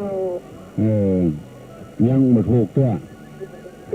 ยังบ่ถูกตัวท่านบอกทหารพระเจ้าบัดนี้เจ้าตอบทำไมเนาะ4 หามไว้แล้วกัด2 อันนี้พัดไปพัดมาเป็นวีและทำอันนี้ปัดปัดดังโก้นปัดยุงปัดหินอันอย่างมันดังไปเลยโกดไว้ก่อนอันอย่าง4 ตีนหามเหมือนกับที่ว่า3 ตีนแห่4 ตีนหาม5 ตีนแห่ตีน1แหวกกินไม่ตองเนี่ยเหมือนกับวันนั้นแต่ว่าอันนี้มัน2 คนปัดแถมคนปัดแช่อันอย่างถ้าบัดได้ดอกไปก่อนมีคนเดียวเรียกว่าผลมีหลายคนเรียกว่าหวีอันอย่างมีคนเดียวเรียกว่าผลมีหลายคนเรียกว่าหวีอันอย่าง053121058มีคนเดียวเรียกว่าหวีมีหลายคนเรียกมีคนเดียวเรียกว่าผลมีหลายคนเรียกว่าหวีอะไรฮัลโหลเจ้าตะกู ก็เป็นกล้วยจ้ะพ่อ ฮะ กล้วยจ้ะ กล้วยมีอันเดียวเรียกว่าผล พิจารณาที่ที่ตอนแล้วเลยนะ นะ ขอบคุณพิจารณาแล้ว ขอบคุณไปต้นมา เอาปอนเผื่อน้องขอบคุณแม่เจ้า เอาปอนเผื่อน้องขอบคุณจัดนัก วิสาสาปรมายาติ ได้ก่อกันเนี่ย ได้เหมือนละวิสาสาปรมายาติเนี่ย ได้ก่อ ได้เลย วิสาสา วิสาสา ปรมายาติ นายติ ความคุ้นเคยเป็นญาติสนิท วิสาสาปรมัย ความคุ้นเคย ค่ะ เป็นญาติอันสนิท ท่องไว้อย่างเน้อวิสาสาปรมายาติ ความคุ้นเคยเป็นญาติอันสนิท เป็นสุภาพุทธภาษิตของพระพุทธเจ้า4 คนหาม2 คนพัดคน 1 ปัดแช่มันดังเนี่ยมันดังแป้หูมีคนบอกตุลุงว่าถ้ามันเท่แซ่ๆเนี่ยก็พอใจไปเถียงมันดังแซ่ๆลงไปเอาวิทยุไปใกล้กับโทรศัพท์เอาห่างๆกันหน่อย4 คนหาม2 คนพัดคน 1 ปัดแช่เพื่อนว่า4 คนหามนั้นคือขาจ้างแล้วก็2 คนปัดนี่คือหูจ้างและอีกคน 1ปัดแช่นั่นคือหางจ้างขาจ้างหูจ้างหางจ้างบอกกันไปแล้วเนอะเป็นมันแล้วกันไปคันเป็นนี่เป็นสิ่งกันเว้ยไม่ใกล้ไม่ไกลเห็นอยู่รำไรวับแบมอันอย่างบักใกล้บักไก่หันอยู่รำไร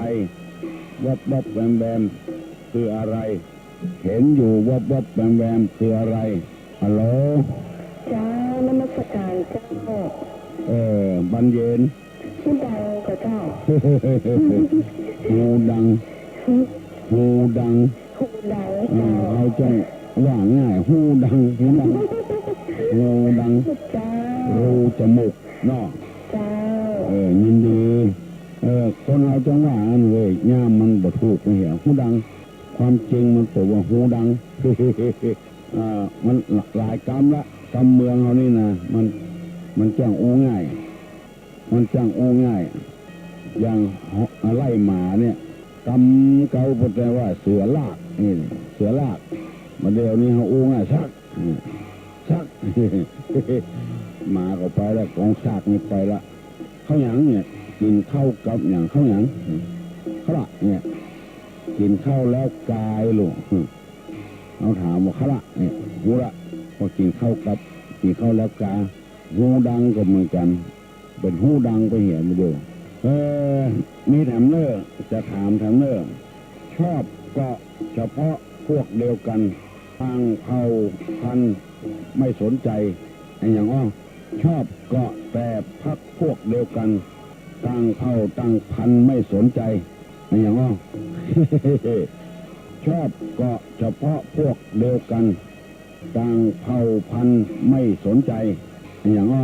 เกาะกระมูเดียวกันนั่นเนาะอันอื่นบอกเกาะ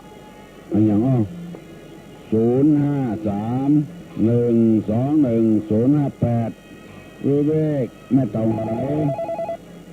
แม่โจฮัลโหลไม่ค่ะจ้าตุลุงเจ้าคำตอบที่3แล้วนะถูกตอบแม่เล็กกับเล็กกับเจ้าแม่เล็กกับเล็กถูกเจ้าถูกกันวัตถุดูอื่นๆมันจะมาดูดขึ้นมาถูกต้องเนอะถูกแม่เล็กน้องพิษสมัยนี้เก่งไปถึงวันแม่เล็กเป็นพลาสติกก็เป็นไม้ก็เป็นขี้ดินมันจึงมาดูดกระหมู่เดียวกันชอบก็พวกเดียวกันต่างเผ่าต่างพันธุ์ไม่สนใจหรือแม่เหล็กนกจับกิ่งไม้10 ตัวยิงตาย1 ตัวเหลือกี่ตัวนกจับกิ่งไม้10 ตัวยิงตาย1 ตัวจะเหลือนกกี่ตัวฮัลโหล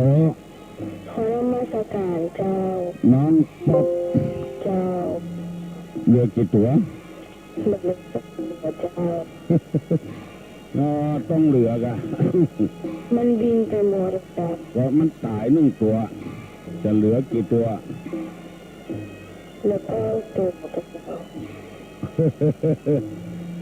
น ก10 ตัวเนี่ยยิงตาย1 ตัว จะเหลือกี่ตัวยิงตายตกลงมา1 ตัว จะเหลือกี่ตัว มันเหลือสักตัวเจ้า ต้องเหลือตัวยังน้อยก็ต้องเหลือ มันตกลงมาละมันตายละเหลือกี่ตัว 9 ตัวเจ้า เหลือ9 ตัวอยู่ ก็เหลือตัวเดียวกันกับตัวที่มันตายมา9 ตัวมันบินหนีไปเหี้ยวันนี้พลาดไปหน่อยเนาะ เจ้า ยังมันได้เนาะถูกนักหรือบ่ถูกโทรศัพท์นี่เป็นยังหัวชกก็ได้ยินมันบัดชัดบ่ได้นก10 ตัวยิงตาย1 ตัวมันเหลือ1 ตัวเหลือก็ตัวตาย9 ตัวมันบินไปเหี้ยอันอย่างดีฮะถามว่าอย่างดีฮะอันอย่างก็ตอบได้ว่าตกไปเสื่องจักออกดำเข้าไปแดงอันอย่างถ้าจักออกเป็นสีดำถ้าเอาชุกเข้าไปเป็นสีแดงอันอย่างชักออกดำสีแดงอันอย่างเอาจักมันออกอย่าเป็นสีดำอย่าเอาเข้าชุกเข้าไปเป็นสีแดงอันอย่างเกือบ7 โมงแล้วเลยโหล ขอน้ำมาสักการเจ้า น้องบิว แล้วก็เจ้า น้องป้าผ่านหมอก เจ้า เอาจนได้เนาะอันอย่างคนตีเล็กกับเจ้าที่จะเอาเล็กเข้าไปกับเจ้า เก่งเว้ยเอาเข้าไปสีแดงเนาะ เจ้า เอาออกมาดำเนาะ เจ้า ผลสีมีดโทรเนอะ เจ้า มันคำตอบในนี้เพิ่นบอกว่าเป็นรุ่นหัวก็ถูกมีดก็ถูกเนาะยังทำไม7 โมงแล้วเนอะเกือบ7 โมงแล้วน้อยเดียวบ่ได้แต่เดี๋ยวตัวลงจะย่างละโหลดไปเห็นละปลาอะไรขี้เท่าเกาะ ปลาอะไรขี้เท่าเกาะไอ้สาวเจ้าตัวลุงเจ้าไอ้โดดสัตว์ปลาจีปลาเผาแล้วเจ้าเอาสิ่งที่เผาตึงเกาะเลย ต้องเอาขี้เท่าเกาะโวยมาแต่ยินดีเนอะปลาเผาปลาจีขี้เท่าเกาะมันปลาย่างปลาเผาหรือปลาย่างขี้เท่าเกาะตัวปลาเวลาย่างฮัลโหลอันนี้สนุกตอบกันมาได้ ล่อหาปัญญาล่อหามันสมองฝึกสมองขี้เต้าเกาะ รูปร่างผอมโซอภิโธมีฟัน2 ซี่ฮัลโหลครับสวัสดีครับตัวลุงครับ นี่แล้วตัวลุงเรียกมาจะไหวนะ ครับอาจารย์ดร.ท่านครูครับตัวลุงมีปัญหาแล้วนะมีอยู่กัน เรียกว่าปัญหาเชื่องแล้ว มีอยู่ของดร.มีกันถามละอ่อนเนาะถามละอ่อนห้ามคนใหญ่ตอบเนาะครับอันที่ว่าทำไม นาทำนานะครับครับแล้วก็มีการฟื้นขี้ไถขึ้นมาเนี่ยครับแล้วก็เพิ่นเอาเพิ่นหายขี้ไถนะครับครับแล้วก็เพิ่นเนี่ยวันปลูกข้าวได้อ่ะครับทีนี้ถามละห้ามคนใหญ่ตอบครับไอ้ว่าภาษาไทยคนว่าคาดนะครับคำเมืองว่าอย่างไรคาดไถอ่ะครับคาดที่วันนั้นดินที่ไถละลายดินแล้วปลูกข้าวอ่ะครับบ้านเฮาว่าก้าวเลยนะครับครับบ้านเฮาว่าก้าวแล้วถามละห้ามคนใหญ่ตอบคาดนี่ภาษาคำเมืองเขาว่าอย่างไรคาดนี่เนาะภาษาไทยว่าภาษาคำเมืองว่าอย่างไรเนาะคำเมืองว่าอย่างไรภาษาไทยว่าคาดครับครับเก่งพูดถูกกันฮะเอาเลยละตอบด้วยตัวลงนะครับน้ำมะคูถ่ายทอดเดือนเดือนนี้ถ่ายทอดสดกับอากาศไปทั่วโลกครับครับถ่ายลงอินเทอร์เน็ตถ่ายวิทยุ96ครับยินดีนะครับครับเดี๋ยวฮัลโหล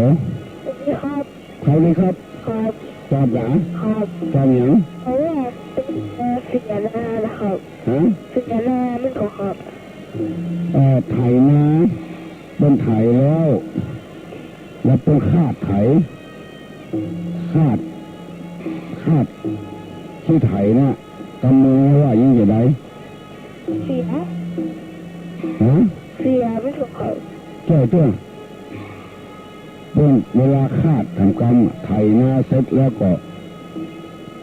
เพิ่นจะเอาเสือนี่จะได้ครับครับเพิ่นจะเอาเสือนี่อย่างไถเสร็จแล้วเพิ่นนี่จะได้ขี้ไถขอขี้ขัดไม่ใช่คนเปียกเลยครับ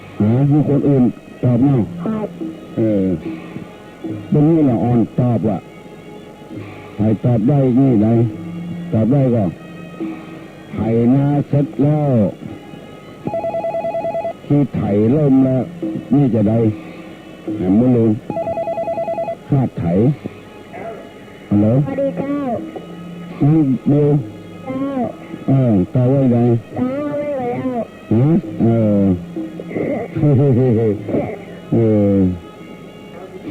เก้าขี้ไถเนาะถูกแล้วเนี่ยถามด็อกเตอร์ด้วยยินดีเนี่ยสวัสดีสวัสดีถามด็อกเตอร์เนี่ยเป็นเก้าขี้ไถมันก็คาดเนี่ยน้องบิวไม่อุ้ยบอกมันเนี่ยอุ้ยอยู่ทางหลังบอกน้องบิวเก้าขี้ไถท่านด็อกเตอร์ว่าอยู่ใดถูกกันถูกเหรอถูกก่อนคนแรกแต่ที่ตอบถูกครับตอบว่าไงคนแรกที่ตอบว่าเสือนั่นถูกเสือครับนี่กำเมืองว่าเสือครับคาดไถไงครับคนแรกใครตอบน้องอย่างก็น้องอามครับน้องอามน้องอามตอบถูกแล้วเก่งถูกแล้วทำยังไงว่าเสือกับคาดไถนะครับยินดีนะครับครับยินดีครับน้องอามถูกน้องเดียวบุถูกตัวอุ้ยก็ว่าเนี่ยหายขี้ไถนะเสือไม่ใช่เสือนี่คนไทยว่าคาดเมื่อเข้าใจตอนนี้7 โมงแล้วทุลุงขอย่างก่อนไม่ได้อยู่ดีมีสุขอายุมั่นขวัญยืนให้มากล้าขึ้นมีโชคมีลาภเป็นกันกูคนฮับปอน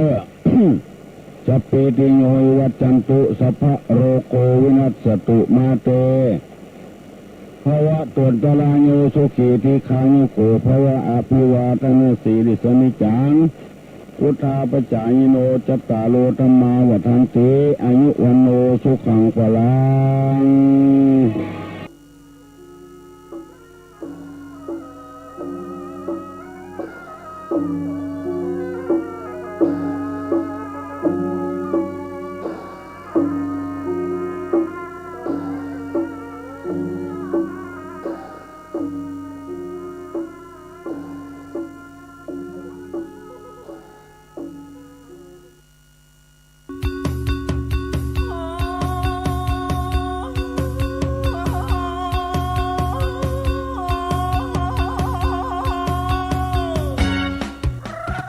ข่าวสารเพื่อการประชาสัมพันธ์ขอเชิญชวนศรัทธานักศิลป์นักบุญทั้งหลาย